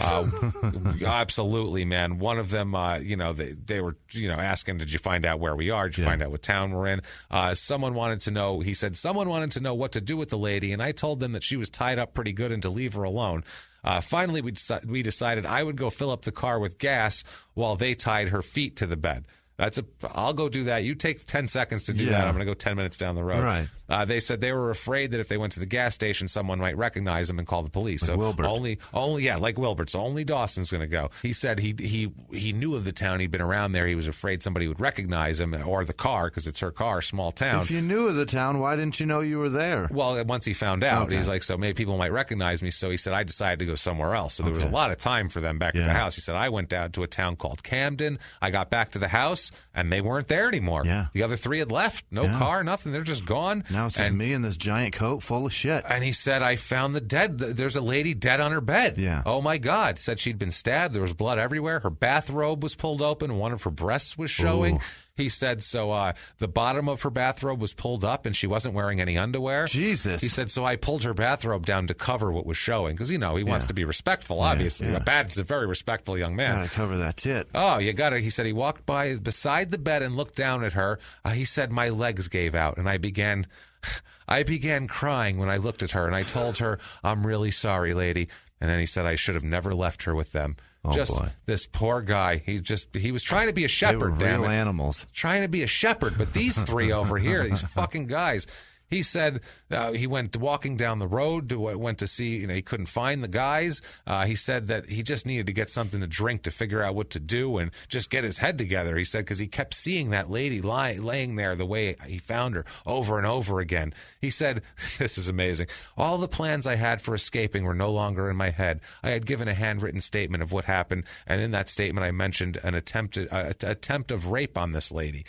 He said, the reason I gave that statement was because the way that I had found her with her bathrobe pulled up, I felt the others had raped her. But I had pulled the bathrobe down and didn't attempt to rape her, and I wanted to check to see if she'd been. I wanted them to check to see if she'd been raped. I think they're going to check that when they find her if she's dead like that. In his statement, did he say that he tried to rape her? No, he said that one of them tried to rape her, and he thinks that because he found the bathrobe like that. Yeah. He's trying to say that like she could have been raped for all I know. I wasn't there. It was just his way of doing that. He says, quote, if I knew she had, they would find out I wasn't the one who raped her, but one or two or three of the others. That's what happened on December 1st, 1986. I pray for help every day, and I thank you so much for listening to my story. Boy. You can get fucked, mister, because that's your story. Now let's get to the real story, back to exactly what happened, where he is indicted on January 5th, 1987, on 15 counts related to that December 1st day. He pleads guilty to 2 of the counts. He pleads guilty to burglary and burglary in the first degree for the robbery of Frank and Dorothy Seni's shit, because he has no way to... You can't say you didn't do that. He's got all the jacket. Shit. He's got all their shit. Like he had to say that. Plus, he was building the narrative that he was just going in looking for money and stuff. Right. I went there. I didn't kill them. No one killed those 2. Right. I went in the house. If I didn't kill them, then why would I kill would, someone right. here? Yeah, right. That's what he's trying to do.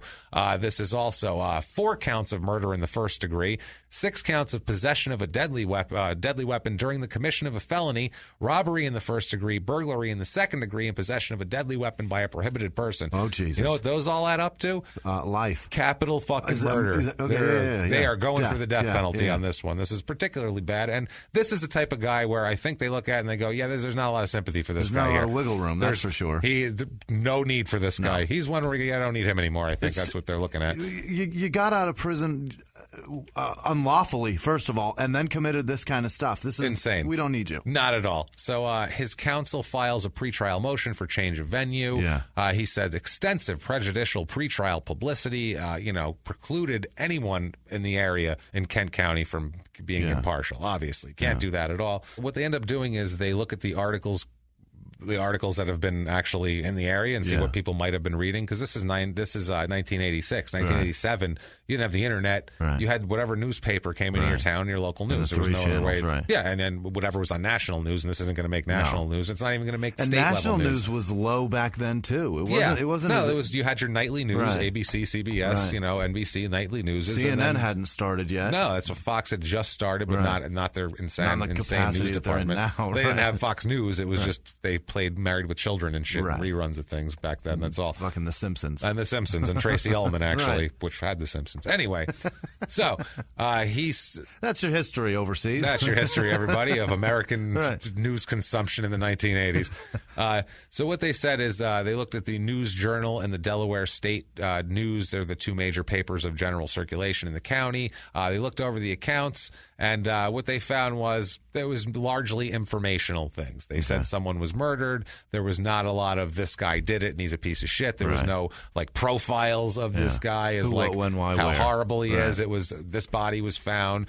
They said this person's a suspect, but this body was found. The car was missing. The son came home, found her. Blah blah blah blah blah. That sort of thing. So that motion was denied, and they keep doing it too. Over the course of the trial, over the course of the jury selection process, the defense keeps motioning for change of venue and is repeatedly denied. Good. Now, they have a motion pre-trial that Dawson's defense counsel learns that he is a member of the Aryan Brotherhood. Not good. In jail. Not good at all. Okay, hence his name and hence swastika tattoos really all over him. Oh, for fuck's sake. Covered in swastikas, covered in all the just regular all the garb Aryan Brotherhood prison tat shit. Yeah, I mean he's accoutrement away of this fucking shit. He's more than initiated. He's involved. He has the name of his he has the Aryan Brotherhood tattooed on him, which is a thing. Above and below he has a bunch of symbols. Tons of swastikas, like I said, too. Bunch of them here. He found out in his records that while he was in prison, he painted a giant swastika on his prison wall also. Jesus. Just to let everybody know that these tattoos, in case I'm not here so you guys can see me. Check that out. Just see my wall. In case I'm in the shower, swastika, just so you know. Nazi thing going on here. That's who lives here, just in case you're wondering. So what he would do is that's his one old buzzard and one cute chick live here. That sign that people put out front of their house. That's the one right there for him. So the council's trying to get all of this testimony, anything regarding his membership to the Aryan Brotherhood thrown out is what they're trying to do. Yeah. Anything, the Abaddon thing, the whole deal, they want that shit all thrown out. They keep making all these rulings. They cite a million different things that we could get into here. What they end up doing is they say we're not throwing it out, but they're going to ask prospective jurors if that would if that would make them, preclude them from being impartial. So they ask each juror, quote, in this case, there may be evidence relating to membership in an organization called the Aryan Brotherhood, a white supremacist group. Would this affect your ability to serve as a fair and impartial juror in this case? So they ask him that. Yes. They tried to get his counsel indicated that he would like to have blacks, quote, blacks and Jews sitting on the jury, saying that sociologists have determined that these people are the most compassionate and understanding and therefore would be inclined to acquit him or at least not give him the death penalty. Probably not. Yeah, he said most of these people would sociologically are percentage-wise are against the imposition of the death penalty. So now they're looking for blacks and Jews. And what he's trying to do is he's trying to get the prosecution to use challenges to strike blacks and Jews because they don't want blacks and Jews on the jury. That's what he's trying to do. It doesn't quite work here. By the way, how to get out of a capital jury. You don't want to serve on a death penalty jury? I don't blame you. I don't blame you. That's a lot of responsibility. All you have to do here is when they're, it says they're, sworn in and whatever, and they ask if he's formed or expressed any opinion in regard to the guilt or innocence of the person at the bar. If the answer to this question is in the affirmative, he shall be disqualified to sit on this case. How about that? Right there. Go, I think he's guilty. That's all you have to say. He did it. I think he did it. No, I don't like his shirt. I think he did it. His eyes look squirrely to me. In my mind, he did it. Like, sorry, I don't know what's going to change my mind about that. I'm just a hard-headed person. I'm an idiot, but I don't have to sit on a jury for the next 4 fucking weeks, so I win.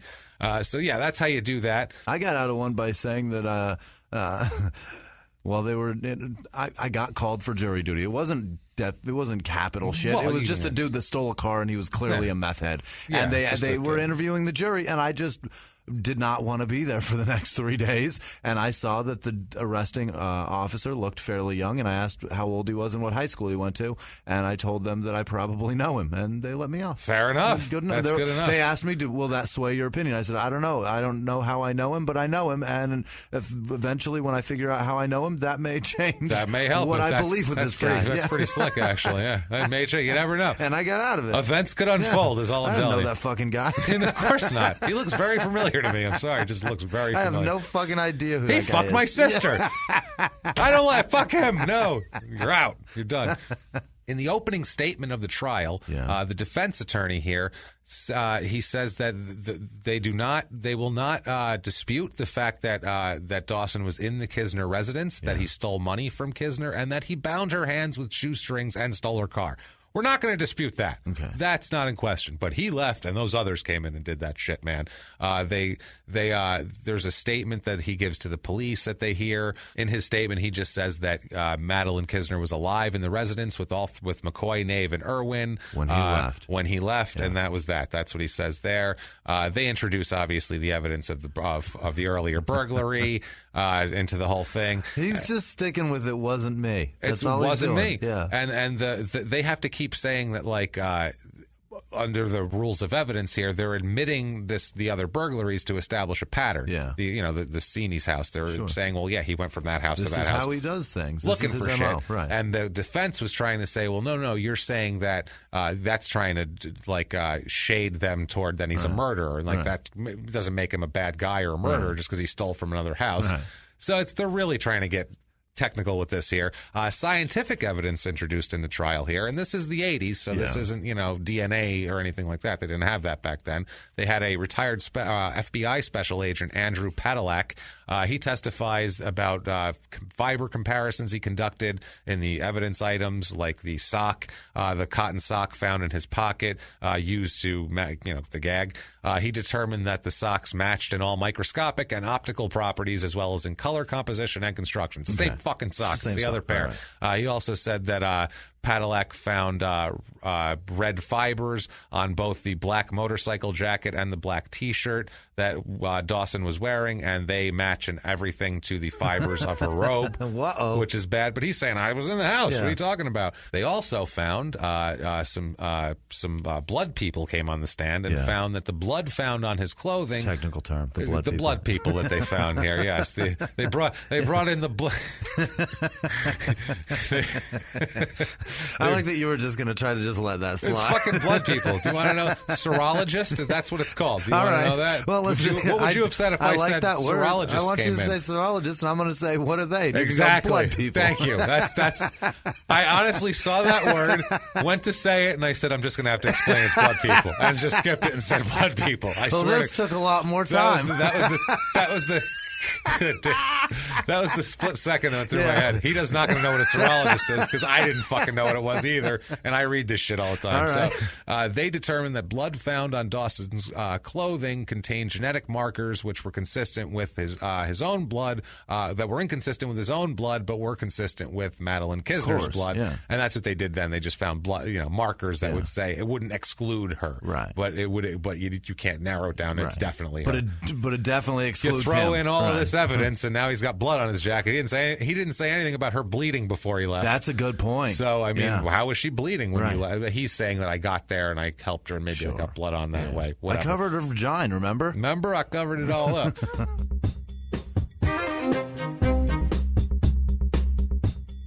And now back to the show.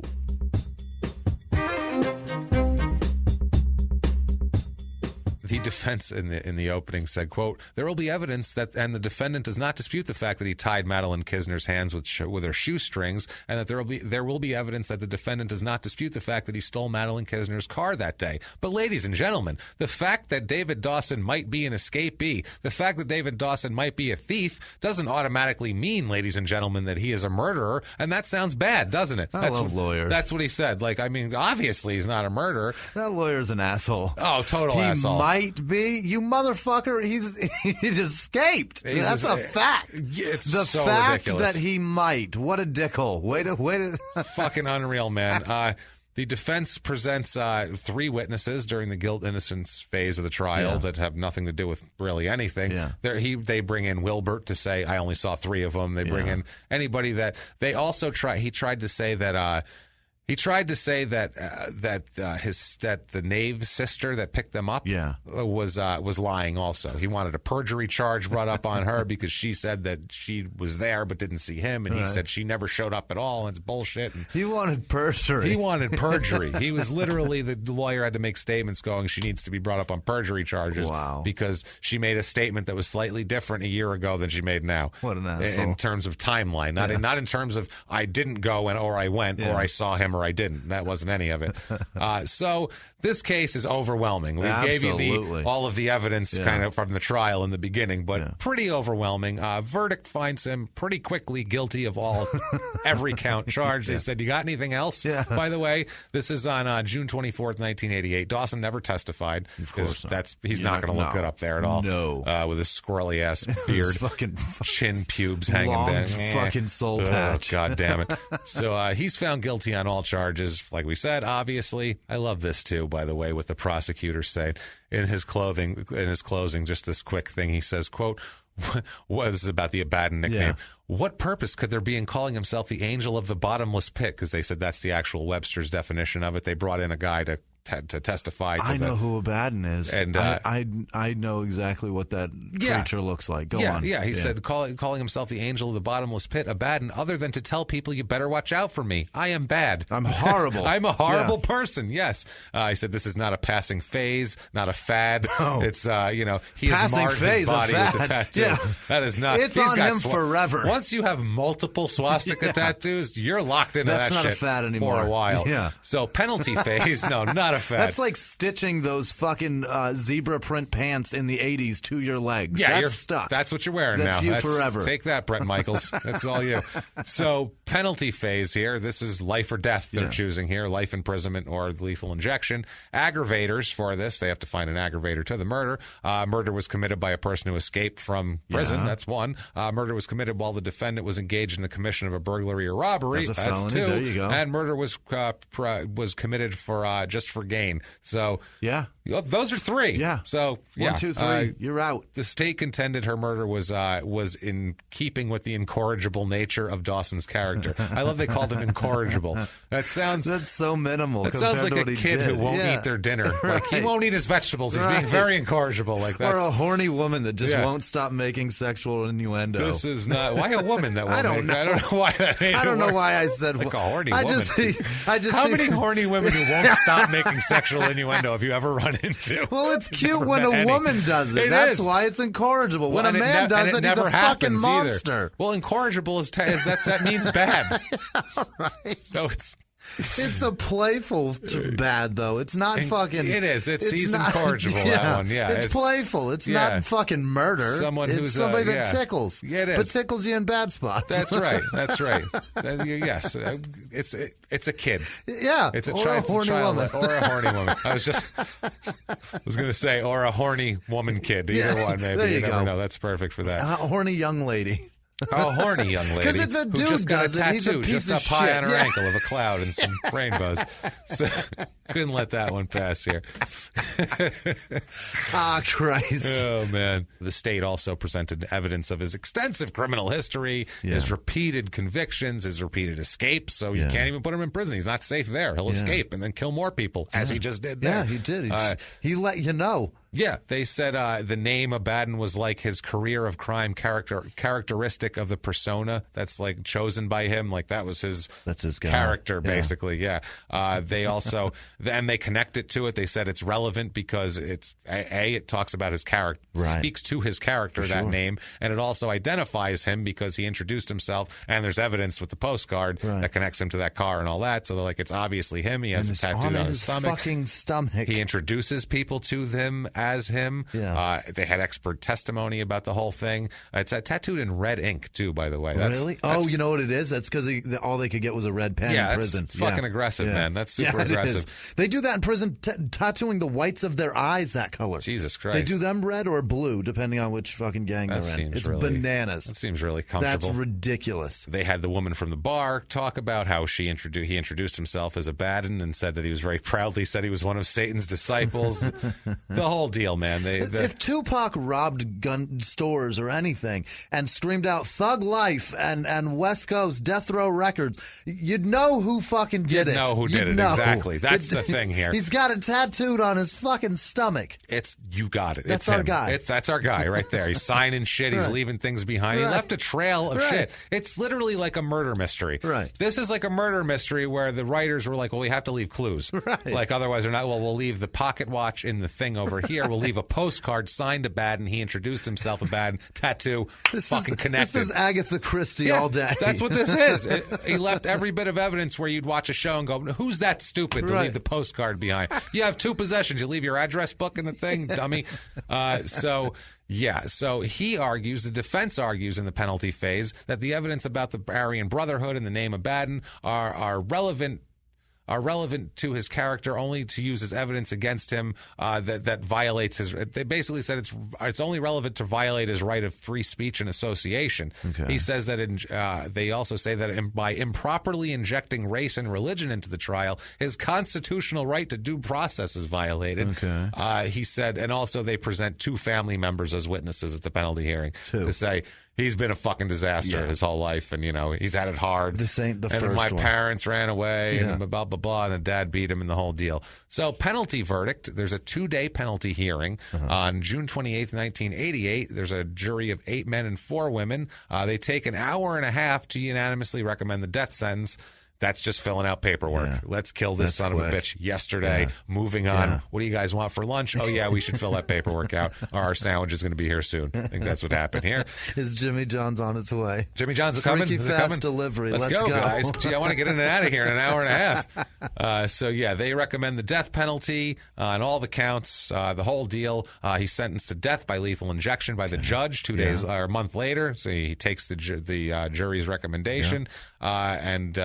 Automatic appeal. Automatic appeals coming up. Also, too, he's going to be incarcerated for a total of 100 years with the other convictions, which doesn't matter here. You're not getting out. You're not getting out. Ever. He files a motion for a new trial or at least a new penalty hearing, files a motion to delay his sentencing. They were all denied, and he gets sentenced. Obviously, automatic appeal, timely notice of appeal, and the execution is stayed for the appeal because they set execution dates for like within a year. Really? And then you have automatic appeals that are just push it back automatically. Now, March 1990, direct appeal. He says that his conviction should be reversed because he was denied a fair trial and penalty hearing. They bring up a lot about the white supremacy and the Abaddon thing. They said that the state presented evidence relating to the theft of 2 vehicles, and they didn't have clear and convincing evidence to connect Dawson with either of the crimes. Your shit's in there. Your fingerprints are all over the fucking stuff. All over your Hers corn chip bag and your cigarette wrapper. He's leaving shit everywhere. Postcards in the other one. The postcard was in the other car. He left trails in every car just to make sure, Agatha Christie. Jesus Christ, man. He said that the state presented irrelevant and prejudicial evidence of his commission of the burglary at the Cini residence, which not at all irrelevant. It's very relevant into what he's doing. The main thing is the white supremacy thing. He said he's just in a new trial. He deserves one because of that. They shouldn't have done that. The penalty hearing thing. So they should get a new trial because of the evidence and then a new penalty at least because of this Abaddon thing. This is bullshit. The decision is, quote, we have reviewed each of Dawson's contentions.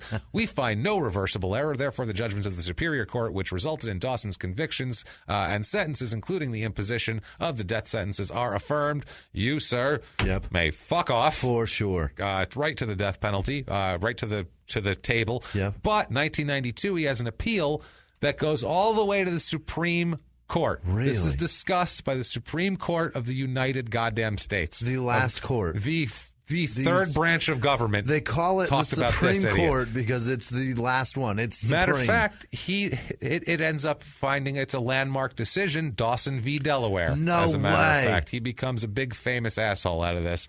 In an 8-1 decision, the court finds for Dawson. Really? In this.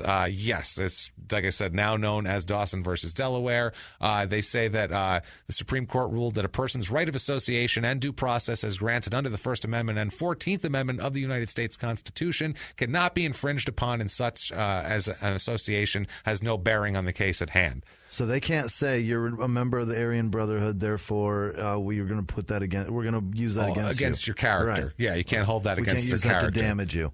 Yeah, so that's kind of fucked up. It's a little fucked up. Basically, the Rehnquist said, "quote One is left feeling." It was the Chief Justice before he died here. One is left feeling with feeling that the Aryan Brotherhood evidence was employed simply because the jury would find these beliefs morally reprehensible. Okay. Yeah, they'd want to kill him worse, I'm sure. But he's a part of it. Yeah, they say any racist beliefs the group might hold were not tied in any way to the murder because Dawson's victim was white, as is Dawson. The evidence only proved only the group and Dawson's abstract beliefs, not that the group had committed or endorsed any unlawful or violent acts. What they're saying is if you had killed somebody for the gang, then it was relevant at that point. But since you didn't, it's not relevant. I think it's relevant to character at the end. Absolutely. I think if anybody who puts a bunch of swastikas on themselves unapologetically, I'm not even saying that. That just says you don't know a lot of people with a bunch of swastikas on them. They're like good dudes that you want to go hang out with. A lot? And, you know what I mean? None. You know what I mean? Zero. It's very, very rare. None. So I was tattooed by a man with those, and I was terrified for an hour and a half. Of course you were. It's frightening. Yes. When I was in high school, I used to sell drugs to guys like that. Yeah, exactly. Scary fucking guys. They were bikers that owned a tattoo shop that no one ever got tattoos at but them. Right. I'm like, this is not a business, what you're running here. This is called a front and a way to launder money. This is called a clubhouse and a way that you guys can stash your pilfered goods. So the thing is, they're not good people, and bad people kill people. It should be admissible. I don't care what the race of the person that was murdered is. No, it doesn't matter to me. Yeah. That tells me that person that is a member of that organization. If you're in the Bloods, I think that should be brought up in your trial. For sure. This guy's a lifelong gang member. He's got blood tattoos all over him. He's kind of into that lifestyle. Any fucking thing. That's anything like that. I think is relevant. He's a member of this because the people that are also members of that accept him as one of theirs. And not for the actual trial, just for the penalty phase. And it has to be on top of everything else. Right. Like, they had aggravators, and I think he's a real asshole, too, so I'm going to fucking kill him. That's the way we should do it. Aggravator plus asshole equals dead. Right. Yeah. So, April 2nd, it doesn't. This doesn't vacate his actual conviction, just the sentence. Just the sentence. So they have to resentence, or they overturn it all? April 2nd, 1993, there's resentencing. Okay. For resentencing, big shocker, sentenced to death again. So, twice now. We don't care that you remember that. You're going to die anyway. You're dying. That's right. Jesus Christ. His 95 appeal is based on ineffective assistance of counsel. Yeah. The lawyers had to put in big affidavits saying everything they did, and based on a whole bunch of other horse shit that we've already talked about. The decision there was after careful consideration of the evidence presented, the expanded record, and the arguments of counsel, I conclude that Dawson's motion is devoid of merit and that he is not entitled to any form of post-conviction relief from his convictions or the sentences of death which have been imposed. Eat shit, asshole. Fuck off again. Deal with it. See, this is a guy, I don't like this guy. He's an asshole. He's awful. Break into some poor woman's house and steal her and kill her while she's trying to fucking get ready for work. She's already tied up. That's ridiculous. She's not a threat to Anybody you. who comes into your home like that's the worst thing you can do. As violating as you can do. It's in your home, and they're coming into your home. It's your safe place. In the morning, too. Right. Who attacks someone in the morning? What a piece of shit. Kill someone while they're sleeping like a gentleman. You know? So, small town murder tip number 5 for the day. Kill people while they're sleeping like a gentleman. Be a gentleman. Come on. April 17th, 2001, he has a commutation hearing in front of the parole board. Please don't kill me. Please don't kill me because he's supposed to be dead in a week here. What he does, it's an unsuccessful meeting. So what he does is he just decides to admit everything to the parole board right there a few days before he's supposed to be put to death. He says he killed her. Yeah. He made everything up. The other guys weren't there. We know. It was all him. Stabbed her in the fucking head, in the chest, stabbed her up. Thanks for telling us. No shit, asshole. We knew. Yeah, thanks. We got that. Matter of fact, we got that so much, you were going to be dead in a week, and we didn't care either way whether you told Legally, us or not. motherfucker. He was dead. So, so this was after 14 years of appeals and denials. Finally leads to April 26, 2001 is execution day. Yeah. Holy shit, batten down the hatches. Get the kids some balloon. It's shop with a cop day, baby. April 26, 2001. Hilarious. Now, prior to 1986, the method of execution was hanging in Delaware. Unbelievable. They used to just hang you. A guy named Bill Bailey was the last inmate hanged in Delaware. That was in 1996. Was it botched? No, he died, I guess. All right. I like hearing about the botched Oh, ones. yeah. I don't know why that like makes the me so firing happy. Squad, I want it anecdotes botched. we had. Next time if there's ever hanging in the mix, I'll find some botched hangings for you guys. Don't worry, I'll put that in here.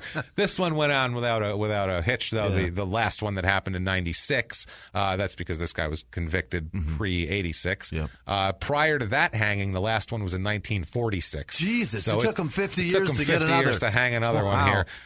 What they did is in June 86, the Delaware General Assembly enacted legislation that required lethal injection to be the method of execution. They also, at that point, put a law into effect that mandates executions be carried out between the hours of 12:01 a.m. and 3 a.m. Okay. I guess so. That's the murder hours. Yeah, the murder hours. I guess that's so that's the least public is going to see. Yeah, that feels like you're hiding asleep. it. Yeah, I feel like that shit's got to be on the 5 o'clock news if you're going to do it. Yes. They're not on the 5 o'clock news. I don't want kids seeing it. Prime time. It's got to be like, hey, come on down and watch if you want. Yeah. Like at least but 9 o'clock. Not for that guy, just so you can feel like shit if you don't agree with it. You can get that feeling, we just killed that guy, and then you can decide whether that's okay or wrong. Otherwise, it's just like the people that got the legality of it in their favor are just like doing it undercover. And that's not cool. No, that's what it feels like. And that's why that's our problem with the whole thing. Yeah, we want the crowd to go, never mind, we'll kill this asshole. Right. No, we liked Madeline. She was a nice lady, and he killed her for no reason. And brutally, too. Right. Fucking dick. There's a 16-year-old boy with no mom now. No, that's the thing, and it's terrible, right? And also the executioner is a volunteer who remains anonymous. So you'll never find out. I don't know about that either. Just the guy who actually presses the button here. But I don't know about that. I don't like that at all. No, he should have to say, Sign your name. I'm Phil, and I'm going to kill this fucking guy. I'm sorry. You have to do that. I believe in the death penalty. I believe this man's guilty, and I will fully push this plunger. Exactly. Because he deserves it. Yeah, why we said that about the firing squad. Squad guys. I don't like that at all. Say it. So he ends up spending his last hours sleeping, eating, reading, writing letters. He talks to the correction staff. He has a couple of family and like one friend that comes in. He doesn't have much family. Much suspense right now. And spiritual advisor and attorney Jimmy, you're going to be so disappointed. Really? Let me give you. No. Let me read you I know what he a did Delaware already. statute. Let me read you a Delaware statute. All inmates sentenced to the death penalty are served the same meals as the general population 3 times each day, 5 a.m., 11 a.m., and 4:30 p.m.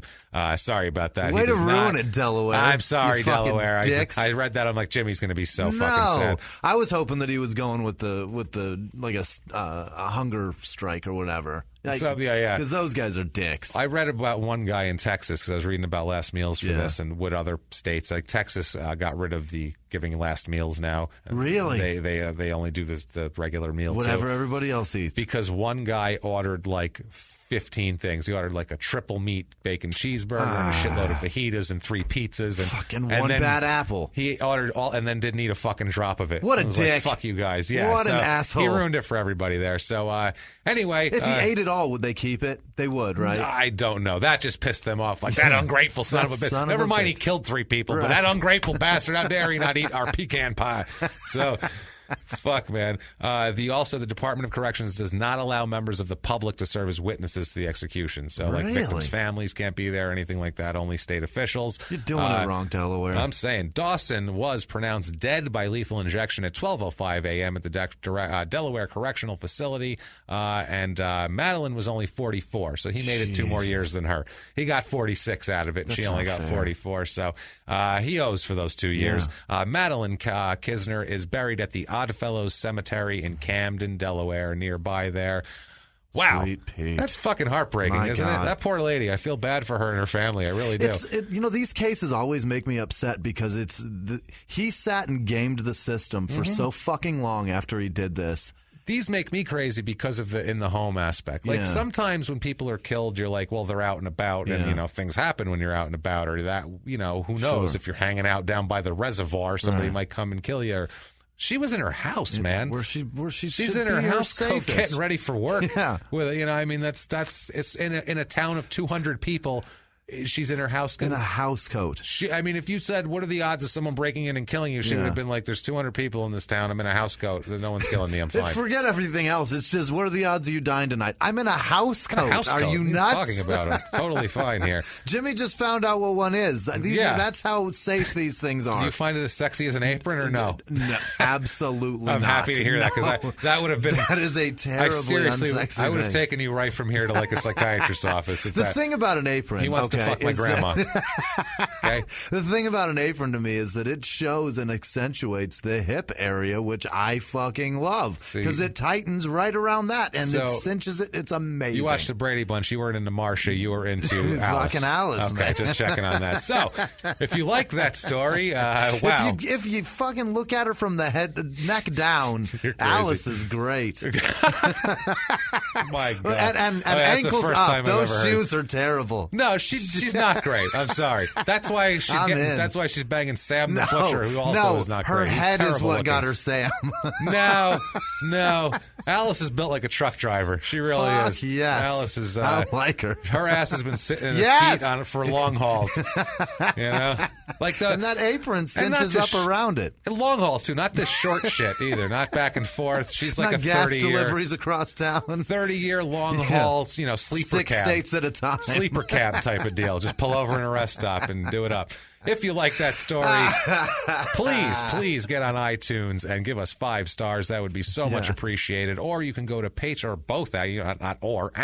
go to patreon.com/crimeinsports. You can make a donation there or over at PayPal using our email address, which is crimeinsports@gmail.com. You can follow us at MurderSmall on Twitter, Facebook.com/smalltownpod. We have a long list of producers. Before that, just want to hit you up. Live shows one more time today. Day. Yeah. Chicago, Illinois at Lincoln Hall. We're coming to you. We're coming to you December 14th. LH-ST.com is where you get your tickets there. February the 16th, we will be in Detroit. That is a stand-up comedy show, not a podcast. That is the two, as of right now, that's the two of us and the spectacular Dan Cummins of the hilarious Time Suck podcast. He'll be the headliner. And if that show sells really well in the next few weeks, there will be a late show that night that will be a podcast. Yes. It will be, call it Small Town Murder with a Time Suck twist. Yeah. Basically. And, of course, Dan Cummins being... You're goddamn right. Joining us for that. And so that will be... I can't tell you how good of a show that'll be. It's going to be insane. Collaborating with Dan will be fun in the writing process. We're going to have a blast. Fun. So I hope you guys give us a chance to do that. Also, and if you can't make it to Detroit that weekend, how about Sunday of that very same weekend, February the 18th, get to Boston. We will be at Laugh Boston doing both podcasts, just like Chicago. Early show is Crime and Sports. Late show is Small Town Murder. Yep. Get your tickets for that. And you better hurry. You better hurry, real. seriously. I can't believe how fast that one's selling. Yeah, the Boston one's selling really, really fast. Do that. It's just like this. We're gonna have a blast where you can see all the crazy shit that we're talking about and doing, and our, for sure, crazy articulations. And also, I put some visuals into it. We'll get some pictures. You can see what we're looking at, and you can laugh at people. We'll laugh at some blood people. Today, you could have laughed at his stupid goatee and hair. I could have shown it to you and go, look at this squirrely asshole. Don't you want to punch him in the dick? Don't you want it so bad?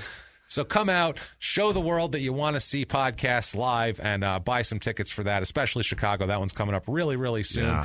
But it's like 6 weeks away. I know. It's crazy. It's very soon. So all that stuff out of the way. Jimmy, why don't you hit us with the list of producers, the most fantastic goddamn people that we've ever met in our lives that we haven't actually 6 met. weeks. It's actually 4 weeks. It's 4 weeks, man. You guys get those tickets now. You guys, thank you so much. This week was incredible. Christiane Castaldi and Jess Landgren, again, like every goddamn week. They're the best. Thank you. With your murder payments. Thank you, guys. Sweethearts. God, thank you. Thank you so much. Chris Edgecombe, Sydney Woods.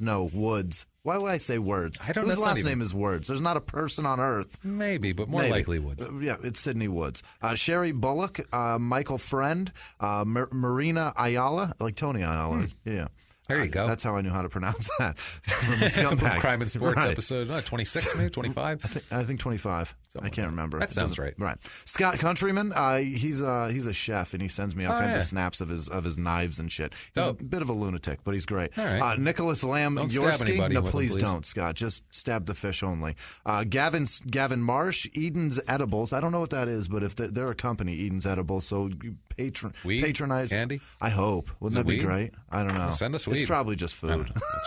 We'll take food. Yeah, I'm in. Brett Barker, Heather happy Rylander. To have food. Yeah.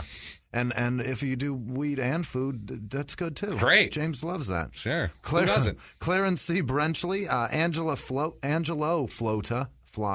It's Flotta. That's Flotta. Flotta.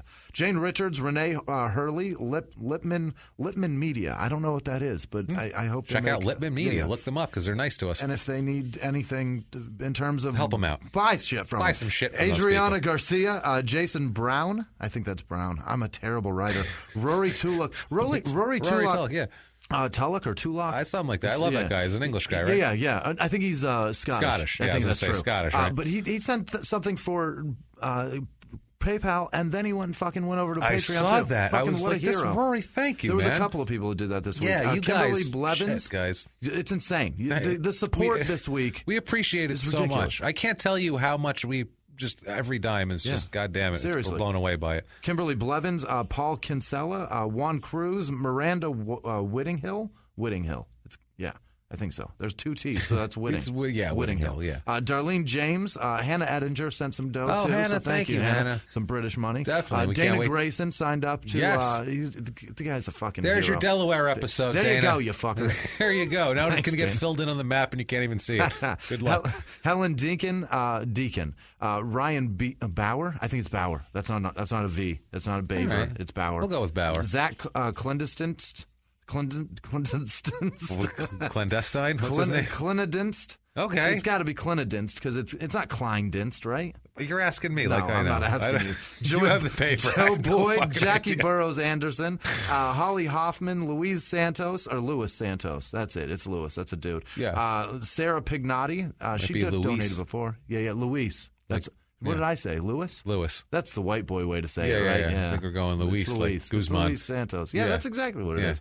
Mike Lipinski, Stephen Dean, Noah Wooten, Wesley Swims, Katie Martins, Lou Brooks. She's over in England. She's terrific, too. Thank Roy you. Tulloch, again, that's why I wrote him twice. Adrian Garcia. I think I wrote her twice, too. Or Adriana Garcia. I'm not sure. Alicia Stevens, Stephen Amison. Pamela. It's Pam. Did I really just say that? What? What? All right, that's just fucking sad at that point. It's funny a lot. That's just sad. That's just the point where I want to get you a tutor now. I just want to, like... I see the word and I know how to pronounce it. It's because her last names were Nayless, so you want to try to fucking give it some ethnicity to it. No, Pamela. Pamela or Nayless? Pamela. Not Pamela. No, we'll go with Pamela. Didn't fucking Borat do that to Pamela Anderson's name? Something like that. I think he called her Pamela. But he spoke with an accent that was very heavy. He's a phony accent. You're from Colorado. It's not the same. Sorry, Pam. Matt McLean, Philip, Big P, Little Ass Pass. What the fuck? I saw that. I was like, what the hell? All right. Jesus, Philip. That's cool. Don't make me talk about your little ass. Hey, give us... You but throw Big money P, down. good for you. Your dick is huge, and we love it. Thank you. Anne-Marie Hoyt, Taylor Ray Foster, Sally or Sally Earls. I think it's Sally Earls. S-A-L-I. Yeah, Sally. Why Sally not? Earls. Nicholas Strasberg. On the last page. We're almost done. We can do this. Kristen Reibold, Karen Feely, Jamie Singh, Annie Stock, Jen Vogel, Jessica Sharp, Kim Comiskey. It's just Comiskey, like the stadium, like the field. Park. Right. Yeah. Park. That's right. Yeah. What am I doing? Maggie Kokoska, Jim Shaughnessy, Melissa Cole, Megan Stoneburner. That's a badass last name. That's a cool one, yeah. Not Jess. It's Joseph. Telligen. That's Joseph. You're all good the possibilities, except for a hard Chris G. Bennett, Kyle Knapp, Alexis DeVries, Brad Koch or Coach. It's got to be Coach. K-O-C-H. It's not Cock. Yeah, Cock. It might be Cock. It might be Cock. We'll go with Good Coach. for you, Brad. Koch. It might be Koch. It might be Koch. Koch. Because K-O-C-H is Koch. The Coke boy. I don't know. Yeah. They're just trying to sound less Jewish. Right. That's the only. That's they're true. like, we can't sound like Jews. Donate. They'll hate us. They'll hate us. That's how Jews sound. That's so great. No, they're not Jews. They're not Jews. That's That's how the opposite. Yeah, that's how the opposite of Jews talk. Jews? Yeah. If you're not Jewish, then right. I've never met a Jewish person with that accent. No. It might exist, but I don't know any. Kendall Passmore, Danielle Longamore, Katie Conlon, Gregory Girolat. Right? No, it's L-A-U or L-A-T. There's no U. It's got to be Girolat. Oh, there's no T. Oh, fuck, man. That messed me right up. Cynthia. What? At least Cynthia Mixer, Kevin Whaley, Chanel Whitney again, Sam. You can call her Cynthia. Right. Sam Pulley, Emily Job, Aaron Tanner, and Samantha Law. You guys, this week was fucking bananas. The amount of people that are pouring their resources into this is fucking incredible. Thank you guys so much. And we can't do it without you. That's the honest to goodness truth. It keeps us going, guys. You'll never find two dudes that give a shit more. Thank you guys. That are more appreciative for every drop of everything. The show's been growing so much, and it's because of you guys and your support and spreading the word. The more of you are out there, and then you spread the word, and it spreads further, and it's just awesome. And thank you guys so much. We'll keep doing this as long as you'll keep spreading the word for us. We'll keep this up so much. And what if one of these fine, amazing people wanted to get a hold of a fellow like you, Jimmy? How would they do that? You can find me at Whisman Sucks, WHISMAN Sucks on Twitter, Instagram, and Snapchat. And this week, you guys were fucking incredible. And the few of you that came out last night to the comedy club, I'm at the Tempe Improv. It won't matter at this point. It doesn't matter at all to you guys because you can't come out now. It's too late. You missed it. But the people that came out, thank you guys so much. It's incredible to see you guys. Yeah, and don't go there unless they're paying us more than an opener's rate anyway. Right. Don't fucking give them money for that. If we go there and we're getting a cut, then fucking pay them. Otherwise, tell them to keep Bruce to themselves. Anyway. So you can reach me at Jimmy P is funny, and you could do that, or try to spell my last name if you really want to get adventurous. There's an I in there. Try to find it. There you go. Fun. It's a good time, guys. It's like an Easter egg hunt for the I. But guys, besides that, we're so excited. We can't wait to come back next week, every single damn week. Yeah. And until next week, it's been our pleasure. Bye.